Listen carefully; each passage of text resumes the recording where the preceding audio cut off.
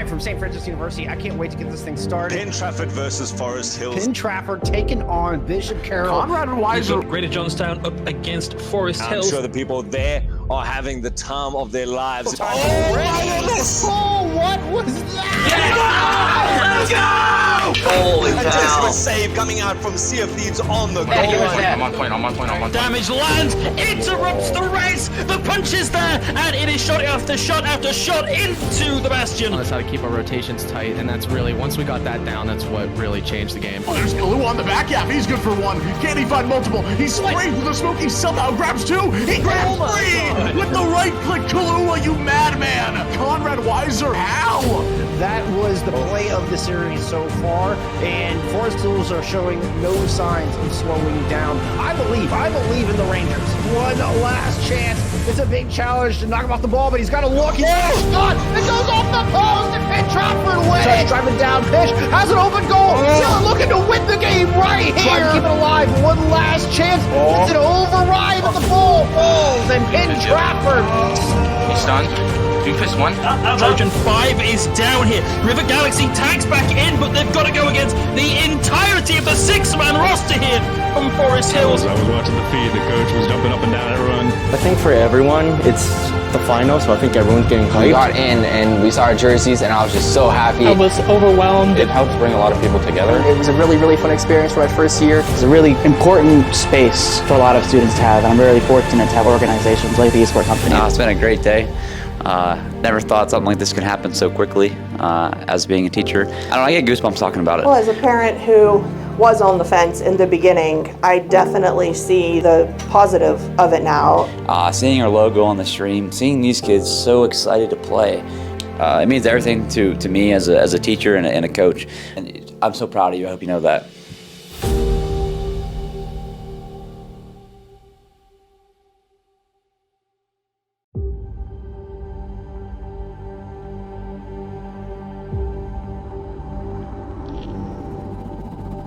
It's your boy Nizzy, and The defending welcome. champs, Penn Trafford, versus the undefeated Greater Johnstown. We have the #1 seeded Penn Trafford Warriors going up against the #2 seeded Somerset Golden The Eagles. Windber area has already started this off, but a nice shot coming in response. The right tire is out, finds two of their own. There goes Ben. Oh no, 1-1 game. It's going to be a 1-2 game. Careful.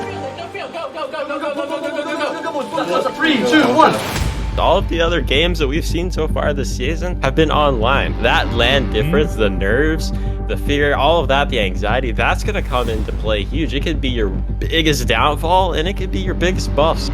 And oh my goodness, game #1 already out to a quick start. Flip Stingray is in the face of everyone. Shot from Bako, saved on the line. It is such a hard retake. Jumping out of smoke is good for a while. And the pass is off the post, but the time is against them. Another save from the back line. Counterattack has to go in. It's wide, and with 5 seconds remaining, there is not enough time. Forest Hills with 3 in a row to take Division 2, to take the tournament. Oh, wow. Flip Stingray finding free with the Death Blossom. Oh my goodness. Trying to fake it low. Wiki has the read. Bako has the follow-up. Brandon keeps it off the post. Plays again for Whitmer. And now they're going to end it in regulation. What a save! People, they all go up and they all go down. Doesn't have the boot. Shot. Corner. Goal. And Forest Hills. They retake the lead. Bako wants to go into the sky. Bako wants to do it themselves. Random puts it back when it's off the another one. Guns just finally get the amount now. It's a 2v2 situation. River almost gets the timing. A great shot. Dangerous ball. Where's the follow-up? Anyone trying to jump? Carson's going to be there with UK. The in and out Windber continuing to look more. There's 3 for the Reinhardt, 4, as that is going to be a quick capture coming in. And they find another pick. Go ahead, coach. Clap your hands, because that was a huge play. Double. The first double of the tournament. That is wonderful to highlight. It's the victors of the TEC High School League Division 1 Overwatch. Back-to-back champions in Trafford. Forest Hills Rangers.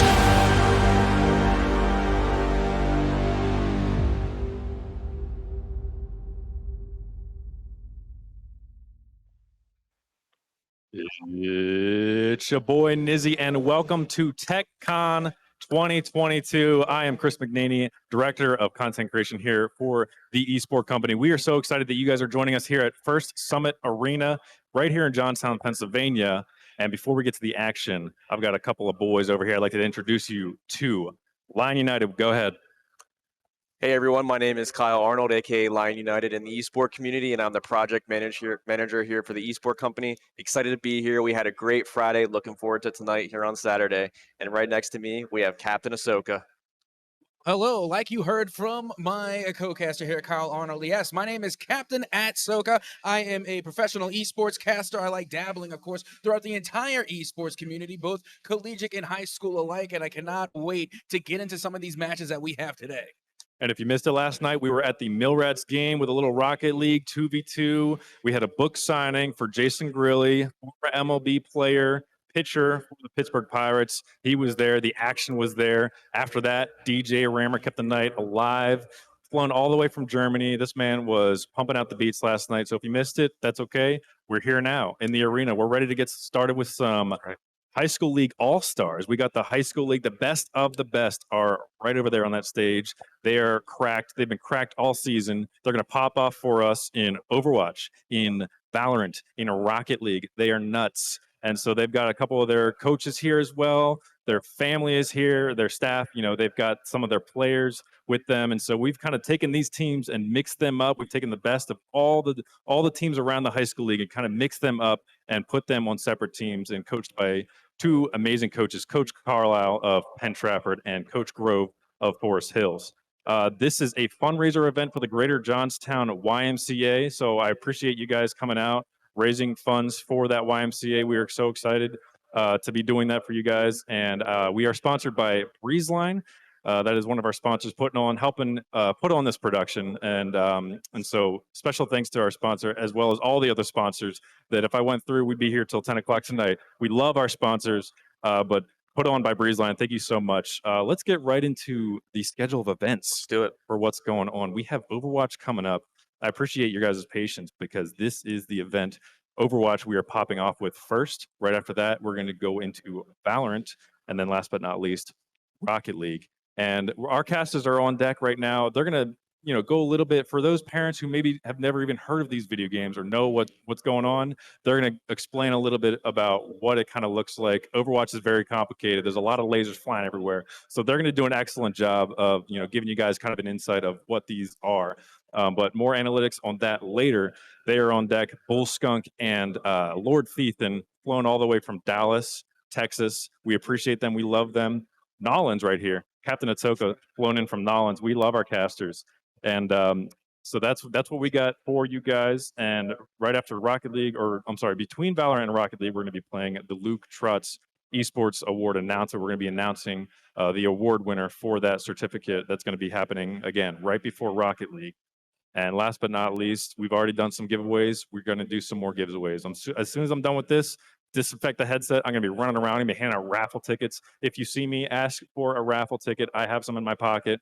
And we're going to be doing raffle giveaways, red tickets for, $25 gift cards, whatever. If you haven't gotten your blue ticket yet, that's for the PC giveaway later. We're also going to be doing a cash grab. We're going to have this inflatable thing, vouchers flying everywhere. You can grab whatever you can in a minute's time.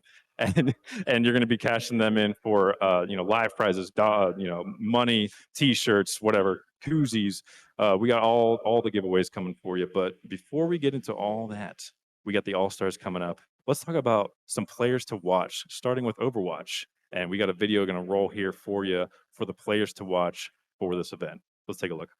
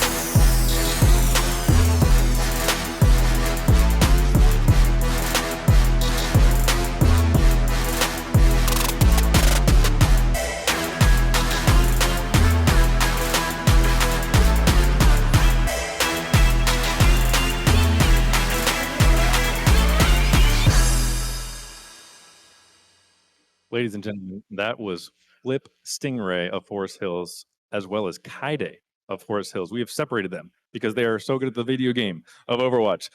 So, Kyle, what are your initial thoughts on Flip Stingray? Listen, Flip Stingray, the first video that you saw there, made by Nizzy, none other than Nizzy. I'll give you a shout out there for a little bit. But Flip Stingray, as you saw, all over the map, dominating not only the fall season, but also the spring season right before the All-Star event here. Extremely flexible player, so I'm sure he is obviously a very good teammate, and I'm sure his teammates love him for that. He's also looking into going to Penn State main campus for playing Overwatch, so I'm sure Penn State would love to have Flip Stingray join their squad once he does make that transition from high school to college. And to make note of, first pick at the tank role for Overwatch. So Flip Stingray, definitely one to watch out for. Cap, how about Kaide? What do you think? All right, well, let me give you a little bit of lowdown on Kaide here. We already saw from the highlights that this is an extremely versatile player. Not only can they play the tank role as well as the support role, but they can also bring in the DPS. This is a player who knows the ins and outs of Overwatch and honestly has some of the best reaction time I think I've really ever seen, especially in those clips when we saw them play that Lucio. Not only were they able to lay down the support and really get a lot of group healing done, but just as quickly were able to turn on the switch and play DPS and literally get time and time again those repulse shots into literally pushing enemies off of the map and getting some elimination. So again, just an extremely versatile player all around. And of course, the first pick coming from the black team here, of course, that will be for Coach John Carlisle. Oh, I'm sorry. Carlisle. Carlisle. Yep. My apologies. I'm still learning some of these names here. But yes, for Coach Carlisle, the very first pick for their Overwatch squad. So again, this is definitely going to be a player to look out for. Absolutely. It's going to be interesting to see because, this is our first All-Stars event. So, this entire time they've been playing on the same team. They've been separated. We got, their teammates are also going to be, people to watch out for. And so it's going to be interesting. They're going to be facing off against each other. I'm kind of interested to see how that works out. But going on to picks, I'm feeling, we got to pick. We got Ben Grove, obviously, is going to be of Team Red. And, like Atsoka said, Team Black is going to be coached by Coach Carlisle. And if I had to pick one, I would go with Team Red, I think. How about you, Kyle? I definitely agree. I mean, both players to watch. We have Forest Hills, Coach Grove, the red coach for Forest Hills. I've got to go with Coach Grove with this one. Team Red all the way. Cap, come on, you got to agree with me, man.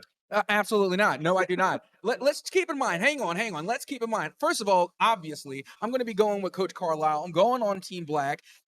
Think about it, though. You're literally siding with someone who called New Orleans Nolans. I was waiting for you to say something. You wanted to. You wanted to say something. But at the same time, if you can't side with that. I'm sorry. You already know that's going to be the wrong pick. So in the very first game here, of course, you're going to have two of the top players playing against each other, both from Forest Hills. I'm still going to go with Kaide. Kaide is going to be bringing the heat, not only as a support, but also as a tank player. I'm going with Coach Carlisle and Team Black. 2-1, mic drop. Metaphorical mic drop. Yeah, 2-1, Team Red to Team Black. We'll see how it shakes up. But let's talk a little bit about Valorant, another sport that I'd like to see the players to watch. Let's take a look at this video.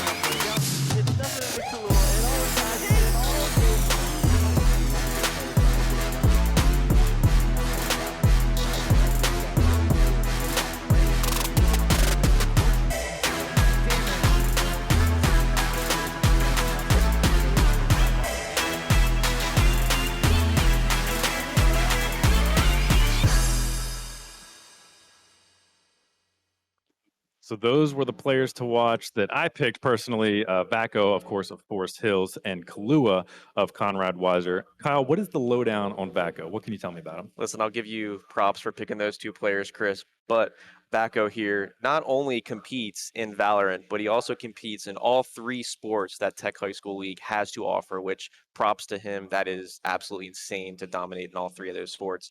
But a quick little tidbit here for the audience and everyone watching. Vaco has literally competed in this arena before, not in esports, but in ice hockey. Chris, correct me if I'm wrong. He's a goalie? He is a goalie, and I am a goalie in ice hockey too. So Vaco is my boy. So We're boys. So Vaco literally has competed here before, so they definitely have home, what do you want to say, home arena field advantage, home yeah. field advantage, something like that. Take it. But completely great Valorant player. I'm excited to see him compete here. And like I said, I mean, that might lean towards which one I have to pick for which team wins with the home field advantage, but I'm going to throw it over here to Cap to talk a little bit more about Kahlua. All right, well, let me tell you about Kahlua. And honestly, I kind of felt bad because I kept calling him Kahlua.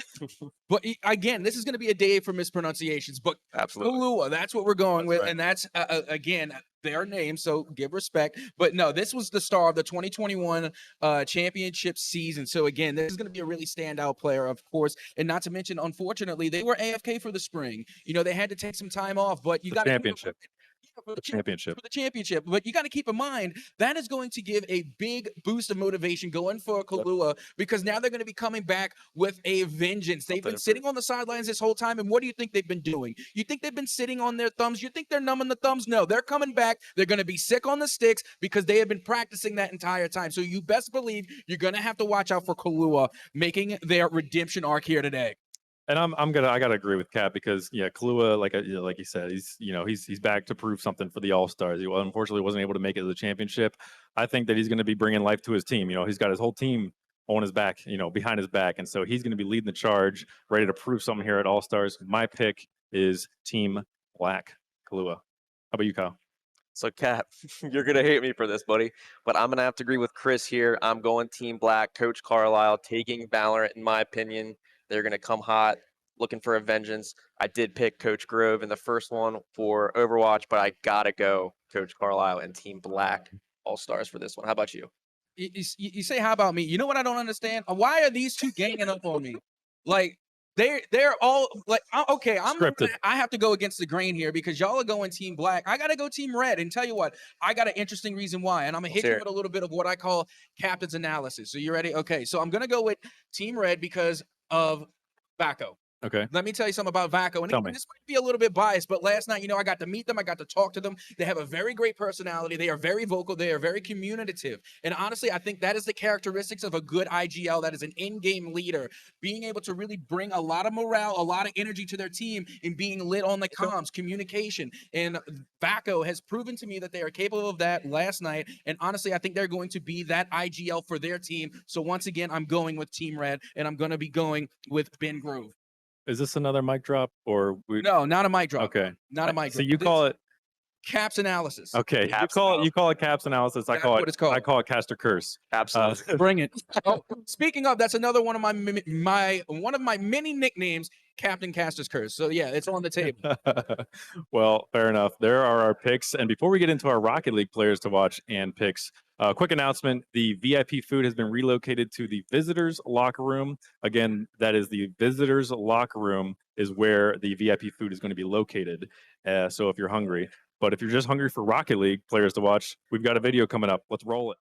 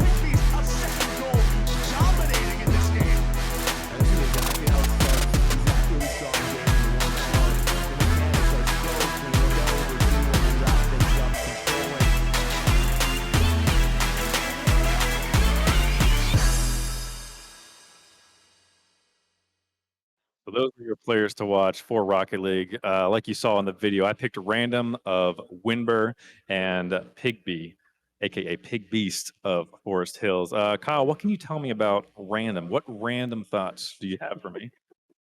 Great transition there, Chris. So Random actually competes for Wimber High School. I don't know if you guys picked that up there or not, but this is actually their first season that they competed here in Rocket League. So obviously they didn't feel the pressure at all. Wimber came in and firing on all cylinders, very, very competitive throughout the entire high school league season. But as you saw through the video, arguably one of the best air dribblers in the league. And I believe we saw, what, 3 or 4 pinch shots right off the ground there? They were both doing it, but Random was hitting them. I mean, absolutely fire player, Random, carrying the Winber area high school team. Can't say enough about him. But Cap, how about Pig Beast? Also another incredible player here in the high school league. Yeah, you already know, I'm going to have something to say about Pig Beast because honestly, the proof was in the pudding. We watched the highlight reel plays. This is a player that is insanely mechanically gifted. Not only that, but is an expert in tactician. They are able to rotate successfully every single time to give themselves the advantage to get not past 1, not past 2, but all 3 defenders at any given time. This is a truly gifted player in the Rocket League scene. As a matter of fact, they have a little bit of fame behind their name as well. Everybody knows about the beast that is Pig Beast. So again, keep an eye out for this player. As we already know, they are without a doubt, and at least in my opinion, if I'm captain, say Cap's capping. But they are, to me, they were the best player in the D1 division. Even as a freshman, they came in and was the best player in the D2 division. Yep. So again, Pig B is going to be the MVP going into this matchup.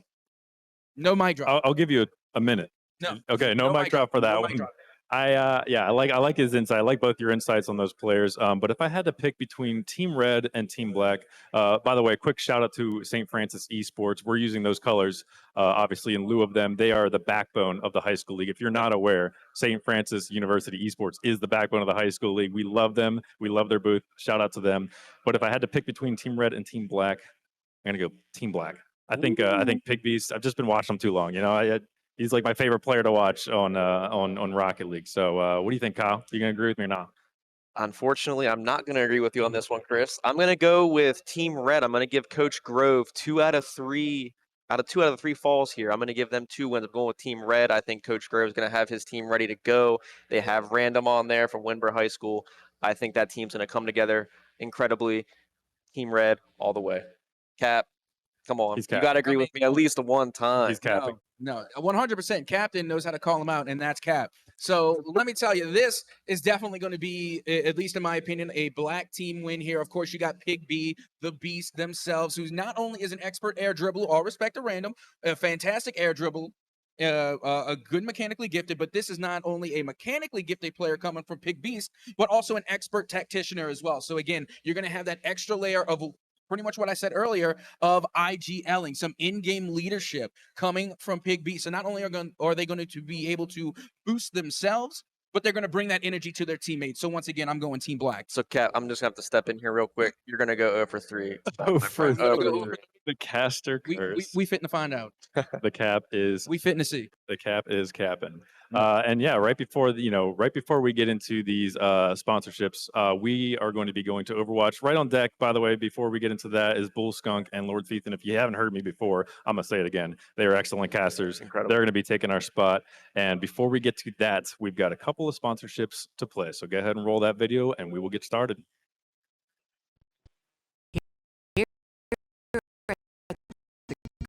Greater Jump and Swim. We are where young minds can play and connect. Where personal trainers help you reach your fitness goals. Where strong swimmers become confident kids. Where there's activities for people of all ages to move and groove. Where middle schoolers become part of a different kind of team. Where a variety of fitness classes are offered for all levels. Where a healthy spirit, mind, and body can grow. We support our community and members through scholarships to these programs and more. Fundraisers like this one make it possible for us to offer this financial support. If you would like to make a donation, simply go to the YMCA table in the arena and a staff member will help you. Thank you for supporting our mission for a better us. Hello, friends.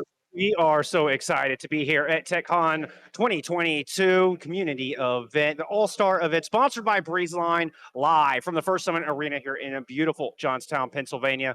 My name is Jeff. I'm here with the one and only Lord Ethan to kick things off in our first of 3 competitions.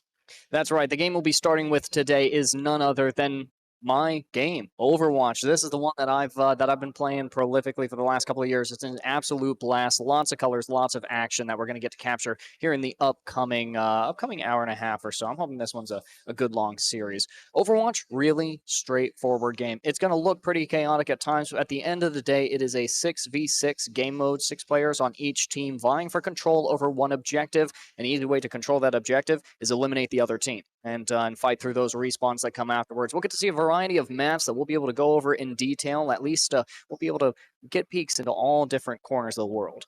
Yeah, and you've got 2 tanks, 2 supports, and 2 DPS players for each team, each with their own role, each with their own jobs. And so everybody has an important part to play in finding and capturing those objectives, and it creates for this wonderful team environment.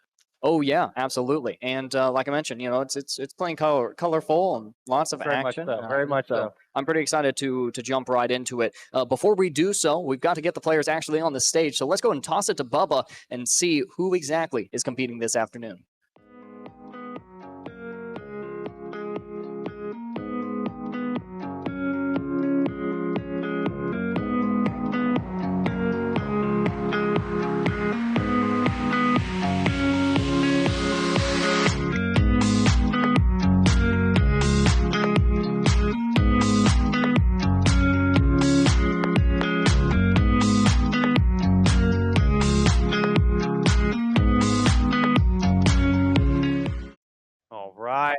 Know our players there and our 2 coaches, as we do have Coach Carlisle, who's going to be in charge of coaching and put together the team for Team Black today. Coach Grove in charge of Team Red.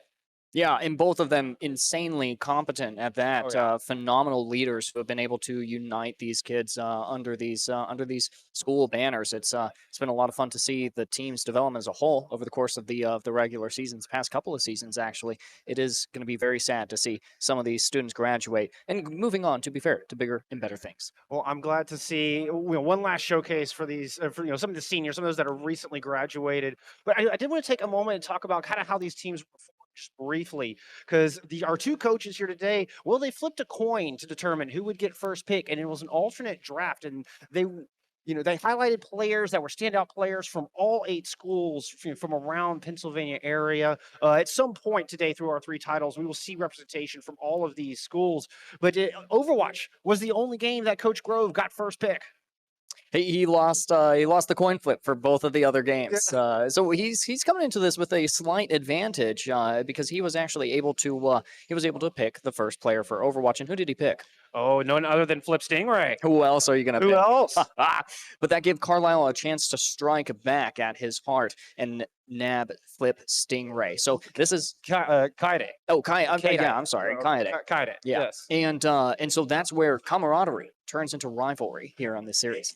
Well, and Forest Hills, known for their Overwatch squad, won the Overwatch division for both spring and fall this past academic year. So very, very strong in this game. Not surprising we see both first picks coming from that school.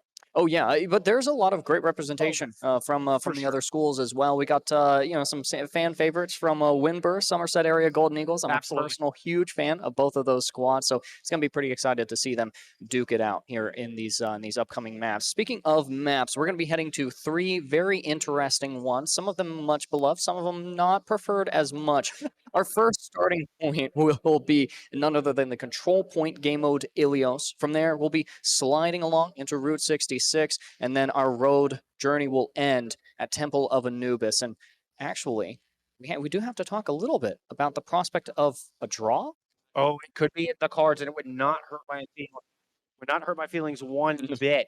And it would be on map. If we get to that 3rd map, that assault game type, that is where a draw is possible, in which it would be null and void. Neither team would get a point, and we could go to a 4th map from there, which would be a randomly decided control game type. But first and foremost, we're headed to Ilios to start things off in this fixed map set. This is a 1st-to-2 series. So either team wins 2 of these maps, they will take Yeah, and like I mentioned, our landing point, if you will, is going to be the sunlit streets of Greece. This is not one of my personal favorite maps, so I love this. it is a beautiful one to be sure. So here in just a couple of moments, we'll be able to actually get a glimpse of it for ourselves while we're waiting to get that feed up. It's actually a really simple game mode. It's the control point game mode. You have it's a King of the Hill kind of objective. Essentially. Point. And what you do is you vie for control of that objective. Once you reach 100% objective completion, the round will end. There are potential of seeing 3 sub-maps played on this map. Yep, it is a 2 out of 3 within the map of Helios. Now, the one caveat to that is if there's anybody from the opposition left on the objective before you get to that 100%, the game will enter overtime, and you must eliminate all opposition, remove all of your opponents, every last one of them from that point before it will click over to that 100%, and you are granted victory on that round. Oh, yeah. I'm going to have a hard time picking up after that, Pulsgong, because, just getting to watch or see the fact that we are in game now. I've been waiting all week for this, and I can imagine how excited the kids are to play these games as well. In fact, I got the chance to talk to Devo a little bit, and he's particularly excited at the prospect of playing with people that he's played against, just kind of experiencing a new team. We get Team Black coming out with Kaide on the Tracer, one of our highlight players and first round pick here for Team Black. Tracer, your cover hero, and a very powerful, highly mobile hero. Flip Stingray on the other side, on this Doomfist, equally as devastating and with just as much mobility. I'm excited to see how these two have a big impact going into this opening round. There it is, Flip Stingray already starts things off with a kill onto their teammate. Well, at least their teammate from Forest Hills.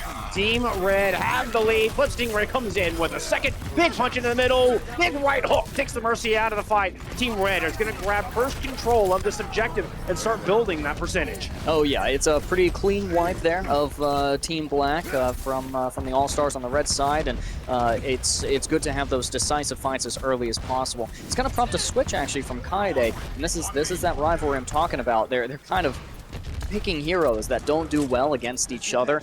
You know that they're actively searching to start fights with one another. Right now it's Kaide just looking for a little bit of damage on an off angle, see if they can pressure out Red Team. And with Red Team all inside that small room, oh! Arson goes down. Arson, that manual hack from that Somber character could have been so strong at dismantling Flip Stingray on the Doomfist, but alas, there's none to be found. Now Flip Stingray can go in there with that huge right hook.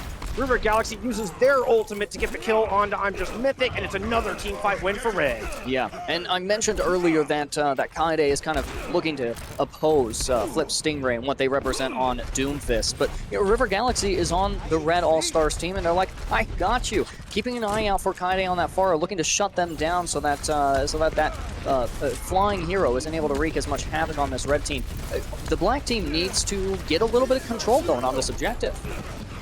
Kaide does have this Barrage ultimate online, which is very powerful, but it puts you in a vulnerable position. But, oh no, it is just all Team Red in the feed. Kaide does come back, brings 2 kills, bringing up the fight. It's a 3v3 left on this objective. Kaide with only 12 health has to back out and get that big health pack. That'll fill up the health bar. They can go back in for another strike here. Running out of time though, Ethan. Oh yeah, well, here's the crucial thing. If no one dies on Black Team right now, then they have an opportunity for a good reset and to come back in. Just need to get that last little bit of damage onto Napoleon. It's going to be Cooper. Hey, Trojan 1 dropping the sound barrier and giving a lot of shielding over to Team Red. They can push forward, get aggressive, find the kill onto the right heart and onto the Orisa as well. That is the front line now absent for Team Black. And Team Red are in that 99%. You see the overtime up top. That means there are still people from Team Black on this objective, but Team Red are doing a good job of finding those kills one by one. The teamwork outstanding here from All-Star Red, and they will take our first round on Ilios. 100-0, no less. But this is Ilios well. This is the weird sub-map. So we'll be heading into the next 2 maps, hopefully, and things will level out a little bit. A little more consistency in these fights between these squads so far. I gotta mention, you have Wazd Esports 1 there. That's Veronica Crumb, none other than. pretty gutsy attempt at the revive on that last second. At that point, you really don't have a choice. But I always admire the courage that we see out of Mercy players, especially in these high school leagues. So very fun to see Veronica back on that signature hero. You are going to get a couple of swaps, a couple of adjustments in the team composition for All-Stars Black. They're going to be going to something a little bit higher sustain, someplace or a composition that can move into one place and just kind of bunker down there. They want to take fights on their terms. And that Hanzo that Kade is using right now is very indicative of that. Puts out a lot of damage, but needs a safe spot to kind of sit back and throw down those arrows from. All-Star Red moving on to this objective first. Flip Stingray flipping back over to the Doomfist. Kick things off here for round number 2 on Ilios Lighthouse. I like the swap onto the Diva. Devo able to negate a lot of damage here with the defense matrix coming out from this tank player. Yeah, it's infinite damage mitigation potential, but I'm just Mythic cannot stay alive long enough to get a lot of value out of that defensive ability. For now, Red Team is going to be able to push pretty aggressively. They've already seized the objective and just have to generate some progress, continue playing in the faces of the All-Stars Black Team, and see what or how many fights they can get away with. The focus fire has been so good for Team Red. Everybody is just targeting down the same hero, and it just makes it so easy to find those elims when they're all on the same page like that. That doesn't mean, though, that Black Team has not contributed to these fights. Looking at Arsene Wu's Riptire charge, they are very close to that ultimate, and that Junkrat Riptire, it's basically a free win condition. But yeah, but it can be destroyed. We'll see if Arsene is able to get that one in and see if they can find that important opening pick. The first kill can be so vital in these exchanges to really give your team that advantage necessary, particularly when you're trying to push in on a bunkered down All-Stars Red that are holding court right now on this objective. Yeah. Here's the thing, though. You've got to take out those supports, right? You want that first pick. You want it on Cooper or Napoleon.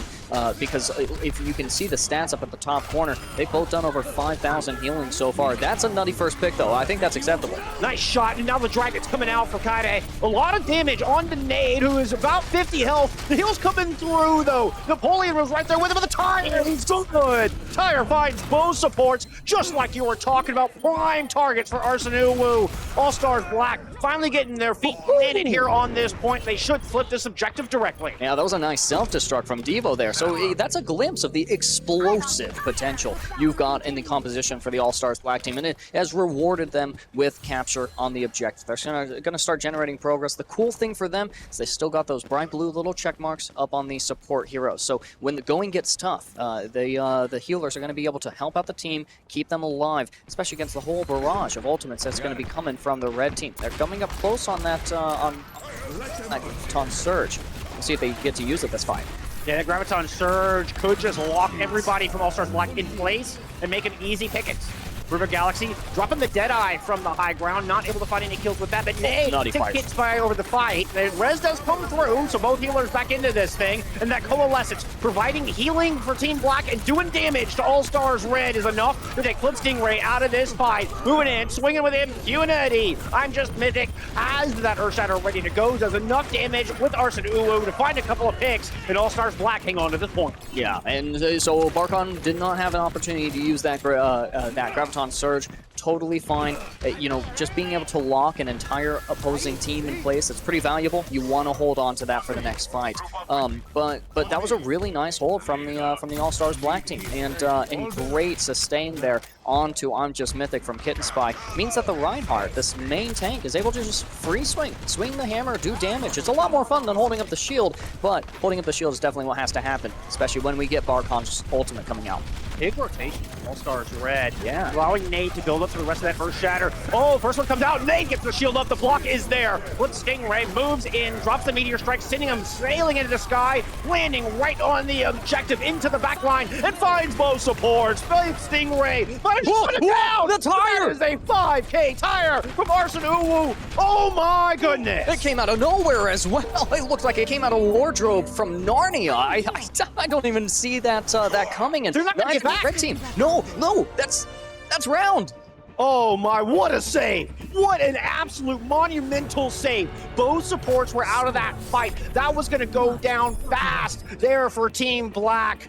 Oh my goodness, if it was not for the recent grad coming out of Somerset High School, that would have been over, done, and dusted. Arson Uwu keeps All-Stars Black in this fight. Oh, that was so exciting. At the same time, Bolskunk, I am utterly dismayed. That is the kind of clutch potential that we are going to miss so much with Arson Uwu having graduated this year. Fortunately, I'm sure we'll be able to watch them play Overwatch in the future for another team, another organization. But at least we get this one last run here. Fantastic stuff. Perhaps a college out there somewhere. Wink, wink there to the recruiters. There we go. But now the next round is beginning. We're taking the fight now to Ilios Ruins. The point is actually below the level of the rest of the map, so you're playing a little bit of a disadvantage, especially against these Widowmakers. The sniper hero can take pretty much anyone out in one shot, so playing that low objective is actually pretty terrifying, especially if your Widow players are Flip Stingray and Kaede. Our two highlighted players going up against the duel, each with a sniper. Oh, this is going to be fun to watch. Oh, yeah. This grapple shot that sent Flip Stingray high into the air to try to find that. Ooh, let's go! The kill on the Kitten Spy. That is a really important first pick. Oh, no. And follow up. Flip Stingray, slow down. No, don't slow down. Get another one. Let's give him the 6K. But it looks like Diva wants to get out of there with the mech. Very important that they stay alive for now. And the All-Stars Red team are going to be able to capture the objective. But this is a story we've seen twice now so far. Bolskunk is they managed to get that objective first. Worked out for them on well. Not quite the same way on Lighthouse. We'll have to see if the black team is able to get a little bit of objective progress themselves, or if we see another 100-0. And if you look at the numbers at the top of your screen, that is how much percentage each of these players have towards their big ultimate ability. Flip Stingray leading the server right now after that 3K, just indicative of how much work they put in that fight, killing half the team with the Widowmaker. Now All-Stars Red just moves back. Already used their immortality field there, Thiefin. Yeah, being able to prevent any lethal damage, that's a pretty important ability. You typically want to save that for later, but hey, if it bails out your main tank from a bad sitch, then you just got to use it. But Arson Uwu coming up on that Riptire might make them wish that they have that immortality field still in their pocket. We saw that huge 5K to save round 2. And Arson Uwu do it again. It's going to be the sights coming out for Flip Stingray. It means Team Red can see through walls. Everybody on that team knows where Team Black is and allow them to strategically make an approach. But they give up the point here, Ethan. Yeah, All-Stars Black is able to take a little bit of agency here on the objective. And a call to back up off the point is going to be made by the shot callers for the All-Stars Red team. But here's the thing, right? They have to walk up to this next fight. They have to walk up to the objective. They're not holding control anymore. Okay, chill, bro. Let me talk for a second. And get the nice shot chat there. Yeah, that's right. That's right. And so, you know, All-Stars Red, they've got to walk up to the objective, but they have to walk onto the point knowing that Arson Uwu has a Riptire. In fact, there are nearly 6 ultimates to work with on the side of the black team. It's going to be the amplification matrix that deals double damage for anything that goes through that, and it's allowed Nade to push forward, but they run into a trap. Shatter comes down from Nade. That one got blocked. Now the tire into the back, and once again, Arson Uwu makes a huge impact. Oh yeah, and there's another self-destruct from Devo. Not quite the finishing blow that we got to see earlier, but still pretty valuable. It's a great way to just really discourage anyone from trying to approach an area. If you got a big nuclear blast, that'll take them out in one pick. Cool thing as well, All-Stars Black, they didn't have to burn everything that they had. At the same time, All-Stars Red knew when to cut their losses. They say, you know what, we lose this fight, that's totally fine. We got a couple of ultimates coming to this next one ourselves. Including the sound barrier coming out of Cooper, who's Trojan 1. It provides so much shield, 600 extra shields for everybody on the squad. Mythic goes down, gets caught out, and All-Stars Red are able to pounce on that, and they did res as well.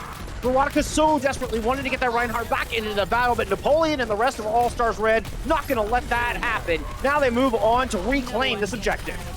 Guys, stop walking into the traps. You can see it. Oh, and Flip Stingray can see Arson walking around a corner and is looking for that headshot onto Kaede. Proof which one's the better DPS player, at least for now, Flip. It's Kaede walking out with that win in the Widow 1v1. River Galaxy cleaning up as well with the use of the Deadeye. A little bit of a throwaway ultimate. You become a big old beacon of light for the enemy team to shoot at when you use that. When you can't really move very well either, so it takes all your mobility away. It does make you an easy target. So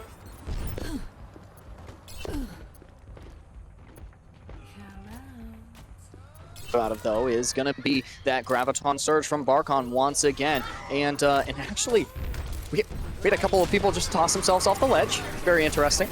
There was a bit of a reset there. Now we got the tire coming out, finds one in nade. That's huge. Now both tanks are down for All-Stars Red, who are looking so good here at the top of this map. All-Stars Black bringing it back. And we're going to get one last fight to determine who wins Helios. Cooper, you got to live here. Just get out, Cooper. Live with your life. There's still 4 seconds to touch here. They get taken out by Kaede. And now it's a full rush onto the objective from the red team. Nice shatter. And Kaede continues to put down shots on the Widowmaker, continues to find kills. Nade falls. Kaede gets another one. The Widowmaker All-Star here showing up on map number 1. And All-Stars Black should be able to clean this up. A couple of stragglers left on the objective, because you never give up, ever. You'll always throw everything you've got at these points, and you love to see it. At the end of the day, All-Stars Black take map 1. That's right. Team Black walking away with a win after a pretty close 3 sub-maps there, 3 rounds. I don't think, again, Ilios, well, it's that weird map. I never like evaluating a team based on performance on Ilios well, but this is a performance for sure from Arsenal. This was such a huge tire, not just in numbers. Whoa! Look at the patience. Oh, so good.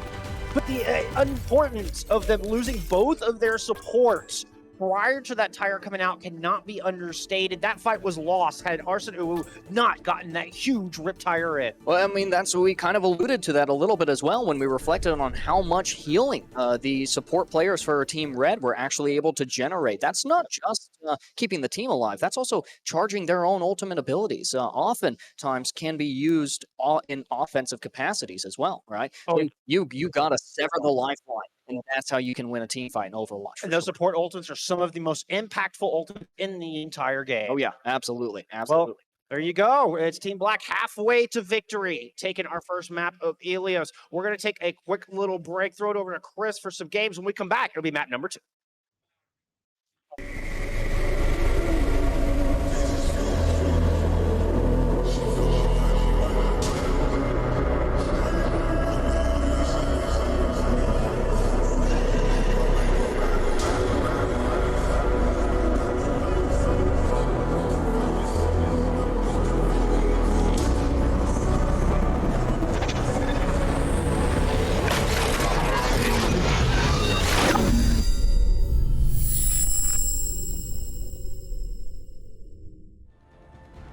All right, friends, we appreciate your patience. We had a bit of a connection issue there in that final round on the map of Ilios. So in the name of competitive integrity, we're going to go back and replay that and make sure it is as fair as possible for all of our players on stage. Oh yeah, and so this is a really good chance to once again see some of the mechanical prowess of the players like Kaede and Flip Stingray. I also like the matchup between Arsene Uwu and pretty much all of All-Stars Red team, because they have a bone to pick with them at this point.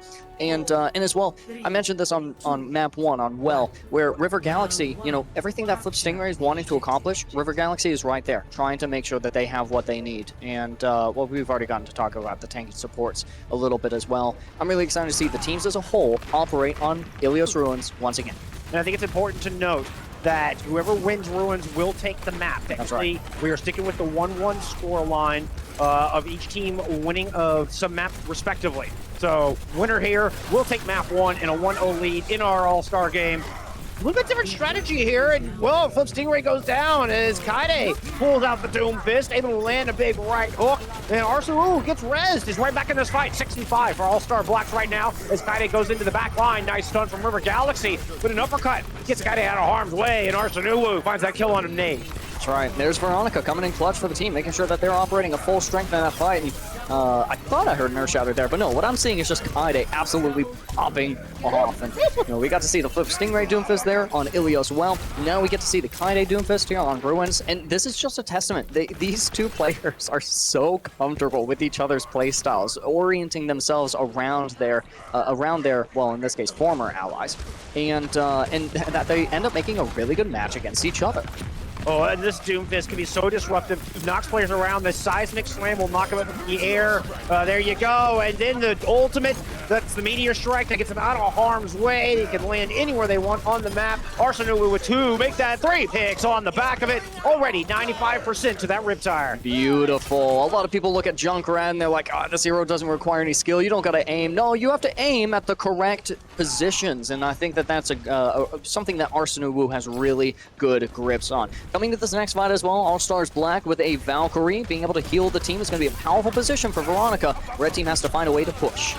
No, fire online. Using that mine to get some elevation, to get a view on this point, on their opponents, rather, that is. Here comes the tire over the top. Immortality Field has been used, and already 3 kills going for All-Stars Red. Tire's destroyed. River Galaxy shuts it down, and no big save from Arsene Wu this time. I mean, that is a massive threat that was just neutralized on the front of the All-Stars Black team. River Galaxy able to hold on to their ultimate ability as well from that fight and shut down that tire. That's a team fight win and a half for me, and the All-Stars are looking pretty good. The red team is looking pretty good coming into this next fight with 3 ultimates. Namely, you mentioned the sound barrier earlier. It's going to be pretty important this fight. Cooper, you can see hiding in the back right now. Needs to make sure to avoid this self-destruct. Ooh! He cannot! They saved the team! Cooper goes down! The dead eye from River Galaxy. What? That's 3 kills immediately with 1 pull of the trigger. Fanning the hammer across. That Peacekeeper just eliminated. Half of All-Star Black and 1 fatal swoop. And this is so important for the red team as well because they needed to equalize objective progress. They're going to get exactly that. And once again, they don't have to commit all of the abilities, all the resources they had to that fight. Black team gets to figure out how they want to push this and generate the rest of their ultimates in the process. Red, all they got to do is hold. And we're looking at Barton with this Graviton Surge from the Zarya, the second player to the left on that team right now. Oh, Barton in a lot of trouble. Grav goes down. Did not see where it landed. It looks like All-Star Black did a good job avoiding a lot of that. This Kade comes in for 2. Meteor Strike unleashed on the blitz on 4. There's 4. Picking up the 5th. Can't get 5. Galaxy is hiding ninjas to get out of there. Running for dear life and runs right into the Diva. Yeah, Devo picking up the final blow on River Galaxy, but we know who did most of the damage there. Honestly, not onto Flip Stingray, but really onto the entirety of the red team. That is some insane kill participation from Kaede. Flip Stingray has a Meteor Strike of their own, wanting to strike back here. 85 to 85 in percentage. Over the top. Flip Stingray comes in, can't find the kill with the big right hook. Does a lot of damage, and there's a finishing blow onto Veronica. Mercy goes down. The Reinhardt is down as well. 2 important pieces of All-Star Black are not in this fight. Tire? Gonna get 2 with that one. Again, Arsene Wu trying to bring it back. I don't think it's gonna be enough this time around. All-Star Red will flip this objective. Those end up being some pretty good hits, though, with the tire. Oh my goodness, they're popping off right now. Let's go, Arsene! Arsene! There's mind kill, and they die on the point, but they've bought enough time and space for the rest of the Black team to come back onto this objective, come into this fight. Point is going to flip. Oh, it's so close to flipping. Oh, River Galaxy almost had the kill, couldn't quite finish Kaede off, and Kaede is able to get the better end of that exchange. Now the flip comes through. 99 on this point. Can anybody get back to touch? No, All-Star Red are not able to make it back, and All-Star Black take Ruins for the 2nd time in a row. Confirmed now. They take map 1. 1-0 lead to All-Stars Black in our series. Well, they taught us that first win on Ruins is not a fluke. That is team synergy in play. Now, you guys can see we've loaded into the next map, but this is not actually going to end up playing out. We will be heading back to the lobby, heading back into our next game mode. I'm pretty excited. That was a great showdown, and I already told you during the intermission, I'm not going to complain about watching that map twice.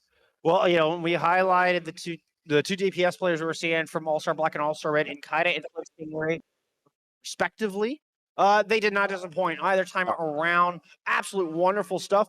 Another one I think we can't, I'd feel remiss if we overlooked, and that's talking about Arsene Wu. It's Matt coming in from Somerset Area High School, from that team in orange and black. Just an incredible performance on that Junkrat. A huge impact there to bring that final fight back. That was looking in favor of Team Red through and through. And Arsene Wu were able to come through with a huge 3-piece that really swung that fight around just when it mattered most. I mean, I remember early in the TEC spring season for a high school division, Somerset Area Golden Eagles, they were one of the teams that I was most excited to see for the first time. So it's good getting to kind of relive some of those experiences of seeing these players play for the first time. So we'll be heading into the next game mode. That's going to be our Escort game mode. Route 66 is the destination for our next map time. Not too far away from here. In fact, it's definitely a lot closer to Greece. Yeah, definitely a lot closer to Greece. And going into Escort is a Also, there's a payload style map. Right. So you have a move objective that you have to stay close to. And if there's anybody from the attacking team near that objective, that cart will push through the map, and you must capture 3 checkpoints. If you can capture that 3rd checkpoint, you will complete the map, and well, then you have a time bank with which you might be able to take into extra innings. Yeah, because if both teams complete all 3 objectives, then you need a way to figure out which one is going to win. Yep. And an easy way to do that is, well, you just run it back, play the same map again, and albeit with usually reduced time. Although there's a couple of times that we've seen consecutive rounds played on these escort maps where actually attackers or defenders have a lot more time than they started with. But you have to be flawless. Oh yeah. I mean, you think that these 2 teams can't be flawless though? Oh no, I have faith. I have faith. I'm not saying that's not going to happen. I'm not saying it's out of the realm of possibility, Ethan. I'm just saying that is an incredible feat. When you see something like that, you've just witnessed something special. Oh yeah, and again, if there's any teams who can make a really good run here on Route 66, it's going to be the All Stars Black and Red teams both. We've already gotten to see so much from both of these squads, and there's only more ahead of us. If we're lucky, we get that 3rd map, that mythical 3rd map that we never really got to see during the TEC high school regular season, and so I'm hoping to get a guarantee this time around. We're better to play that 3rd map than here at TECCON. Absolutely, and to do it live on stage in this beautiful arena. I'm crossing my fingers for a 3rd map just because I want more Overwatch. Yeah. Competitive integrity though, Red team.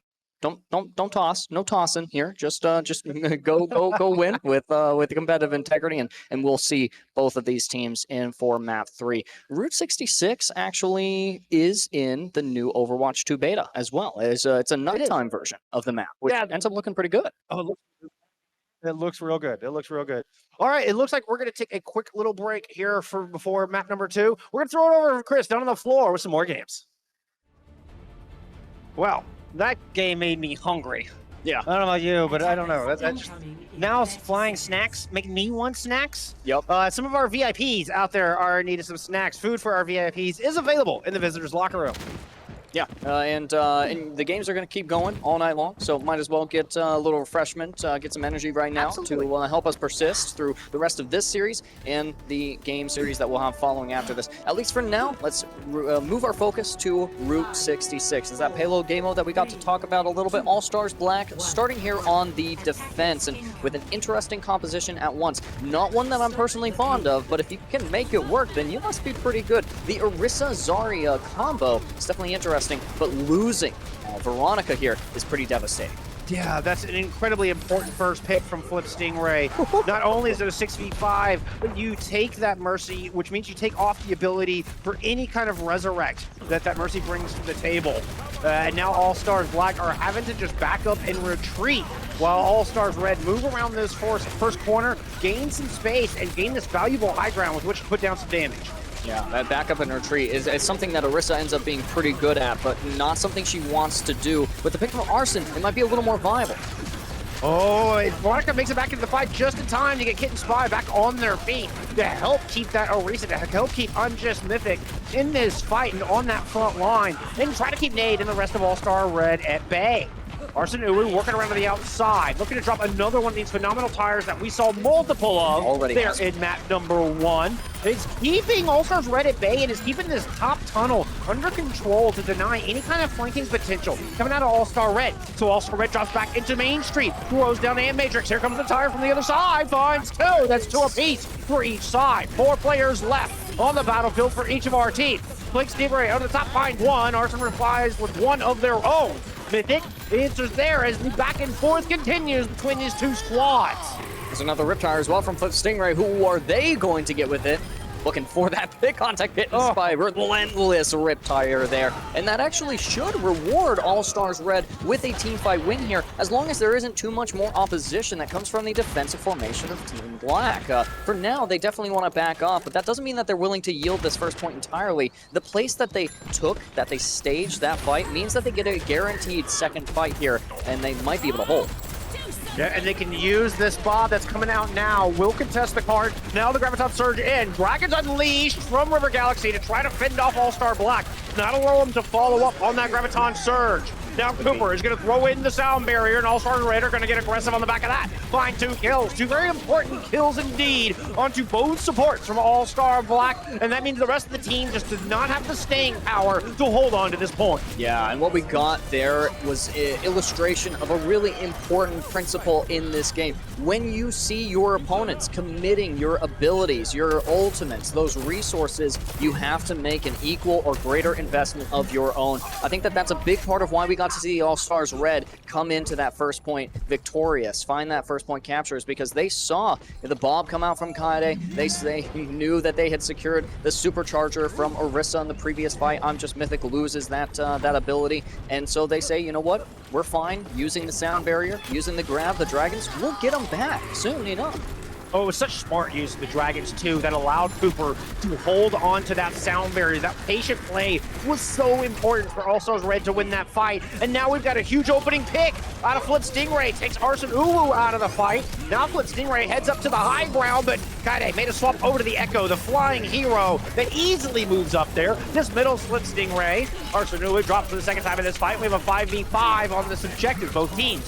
Missing one of their DPS players as this card inches towards the back of point B. An amplification matrix granting double damage for All-Stars Red. It's going to keep All-Stars Black at bay, but still Kaede is able to work through it. 5 picks here with the Echo. Comes in over the top, trying to whittle down Nade, and does. Succeeds in doing so. The defense is going to hold on. Oh, but you see Flip Stinger on the Tracer is swapped just so that they could reconnect to this fight pretty quickly, but that ends up being important because they've connected and the fight is still going on. Oh, Flip Stinger wanted Kaede so bad, they worked for it, they deserved that pick. Now they just have to deny the revive from Monica, which they do.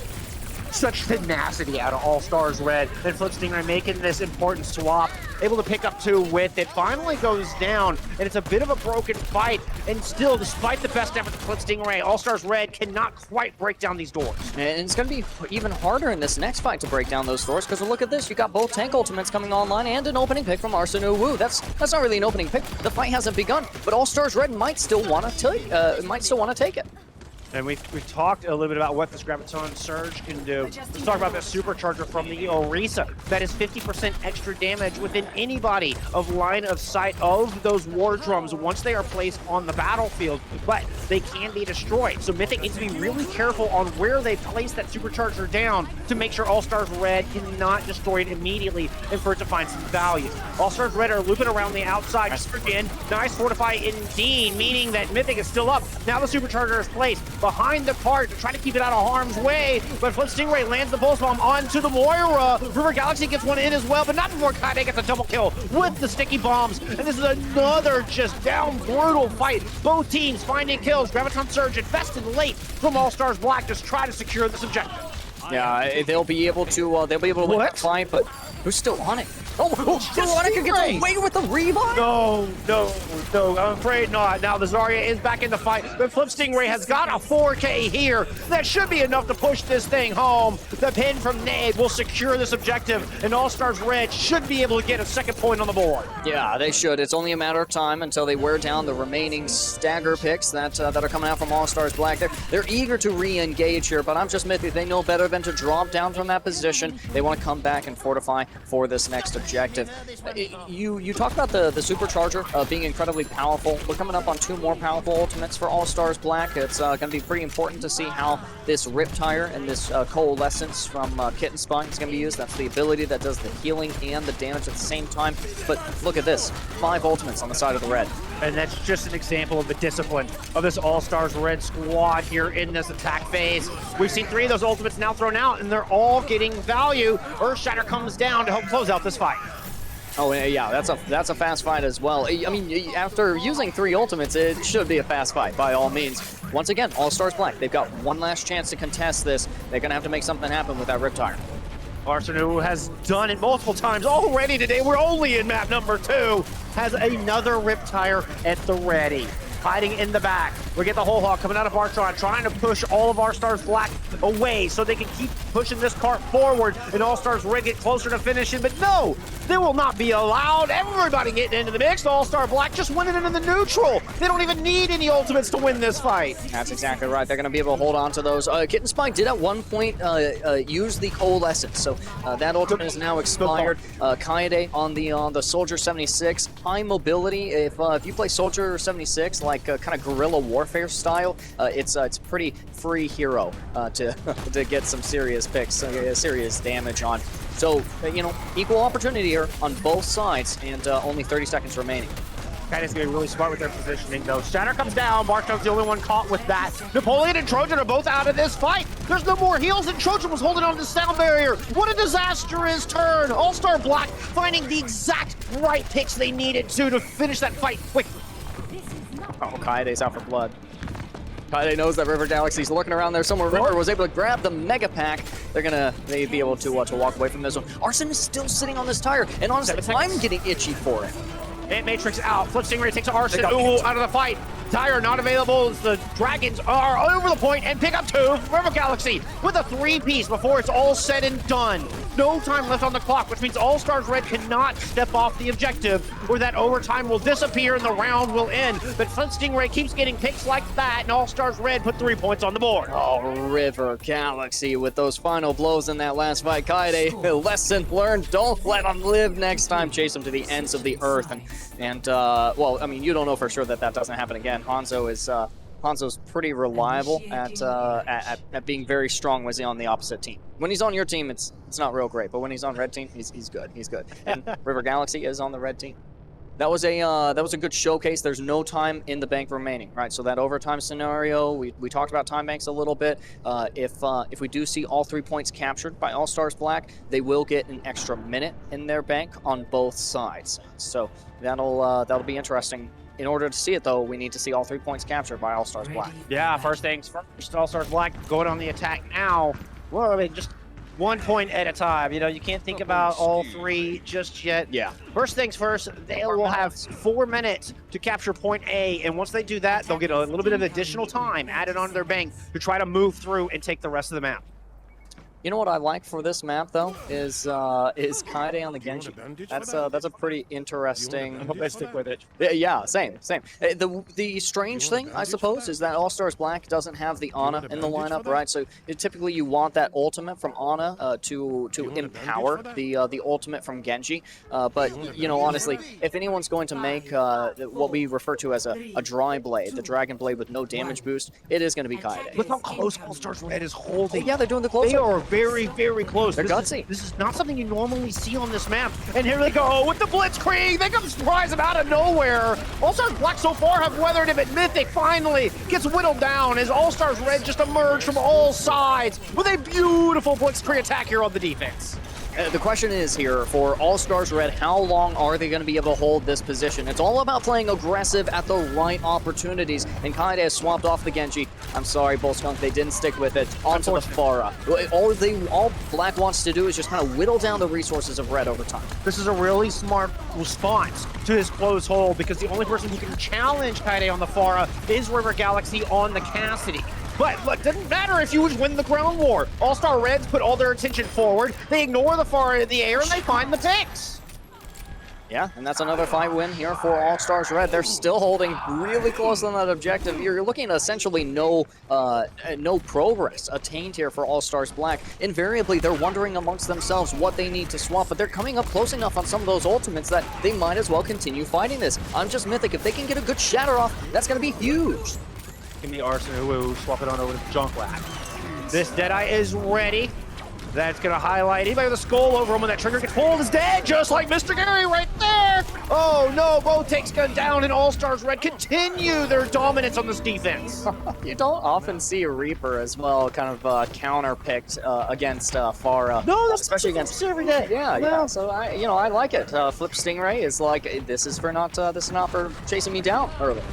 And now Flip Stingray close to their ultimate. The Reaper ultimate is the Death Blossom. It's a lot of damage in a very quick amount of time, going in all directions from wherever Flip Stingray is located when they pull that trigger. You can see Flip Stingray wraithing around, invulnerable in that wraith form, trying to find somewhere to pull this ultimate out, but they're taking a lot of damage. Great heals coming out of Super and Napoleon. Now into the back they go. Here's the Death Blossom, picks up one, looking for more, gets two with the Death Blossom, follows it up with a kill on the Mythic as well. Three-piece. What a three-piece response from Kaide. Answers right back. Yeah, oh baby, a triple on both sides there, and Kaide is out for blood. They want that last pick on River Galaxy, and you know what? We finally get it. Well played, Kaide. Absolutely deserved River Galaxy River Galaxy to get picked there. And an important pick as well. It means that All-Stars Black finally get some progress on this objective. They might be able to capture first point if they just maintain some of this momentum. They got a minute and 18 seconds to do it with. All-Stars Red already returning to the fight, moving across the high ground. Flip Stingray making a change, going on over to the Echo to help challenge the skies and duel Kaide.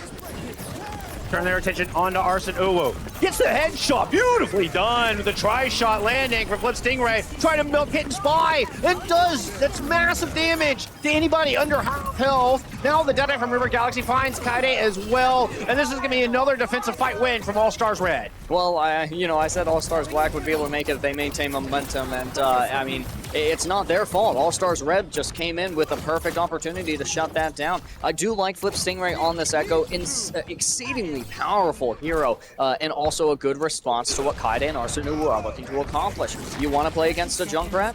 Go to a hero who can fly. You want to burn down the squishies? Play that focus beam. Bertrand Surge out from Barton. I like this proactive aggression, and oh my!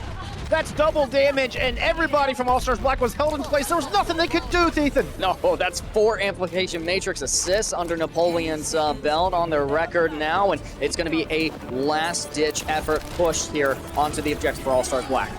All-Stars Red looking to send us to map number 3, and they will do so. Nobody from All-Stars Black able to touch. And that is a clean 3-0 there on map number 2. We got our wish. We're getting all 3 of our maps today. That's exactly right. And it also shows you that that's what the players want as well. It's Team Red kicking it into high gear so that they can come out on top of this matchup, even that score. It's 1-1, and then head into that 3 looking really strong. Fantastic play from Flip Stingray there. It's great capitalization off the Amp Matrix, but in order to do something like that, you've got to have your Amplification Matrix placed really well. And I think that that's something that we honestly didn't have an opportunity to give Napoleon enough credit for. That's how we do. Oh, that was incredible. Those sticky bombs from the Echo do so much damage already without putting them through an amplification matrix, which then doubles that output. That was incredible. That was insane. That kill feed lit up so fast. It was like you blink and boom, the entirety of Team Black was gone. Oh yeah, and we'd be here all day if if our job was to break down all of those little interactions between the abilities. Oh yeah. And so it's really insane to just consider how insanely brilliant these players are. They know those interactions. They know how to combo their abilities and their ultimates, and on top of that, where to play in order to maximize the value they get out of those. And I mean, they do it all while playing on a mouse and keyboard, which is challenging on itself. An immediate decision. It's all in microseconds to make those decisions, to have the time, because there's 32 heroes in Overwatch. In the current live version of Overwatch, and they all have special interactions and vulnerabilities and matchups against each of the other heroes. So to make that decision, to be able to know how all of that plays out together and the best approach and the best way to take on those duels and to take those fights, it's incredibly in-depth, and these players are so good at just figuring all that in the blink of an eye. Oh yeah, and it makes for some fantastic content as well. That content is not gone away quite yet. We'll be heading into map 3 shortly. Where are we going? We are headed to the desert. We are headed to Temple of Anubis for map number 3. And this is from the assault game type. I think this is the most polarizing of game types. It is. In all of Overwatch, because you have 2 points that you have to take from your defenders, that you have to capture from the defenders. And that first point can sometimes favor the attackers, but that second point is so difficult to take. Oh yeah, and it's on pen and paper it sounds easy enough to play, but then you get into some of the nuances of the game mode. ends up not being a surprise to that players are on this map. All right, we're gonna end this in a draw. So give it up for Team Red. Okay, Team so we get confirmation on that. We're getting some interesting stuff coming down the pipe here. Bear with me 1 second. What was that production? Okay. It looks like due to time constraint, we are going to go ahead and everybody's a winner here today. Everyone.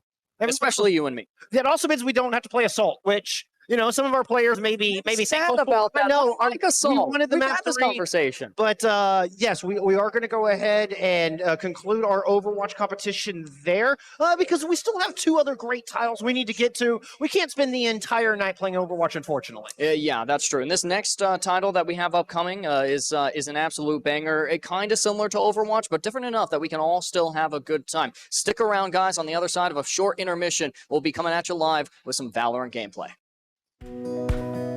Seton Hill University is more than academics. It's an experience. It's student clubs, camaraderie, leadership opportunities, individualized guidance from faculty, and much more. Here, you'll join a community dedicated to transforming the world. With an above-average career placement rate and career services for life, Seton Hill University will support you far beyond graduation day. Start your Seton Hill experience by scheduling a campus visit at setonhill.edu/visit.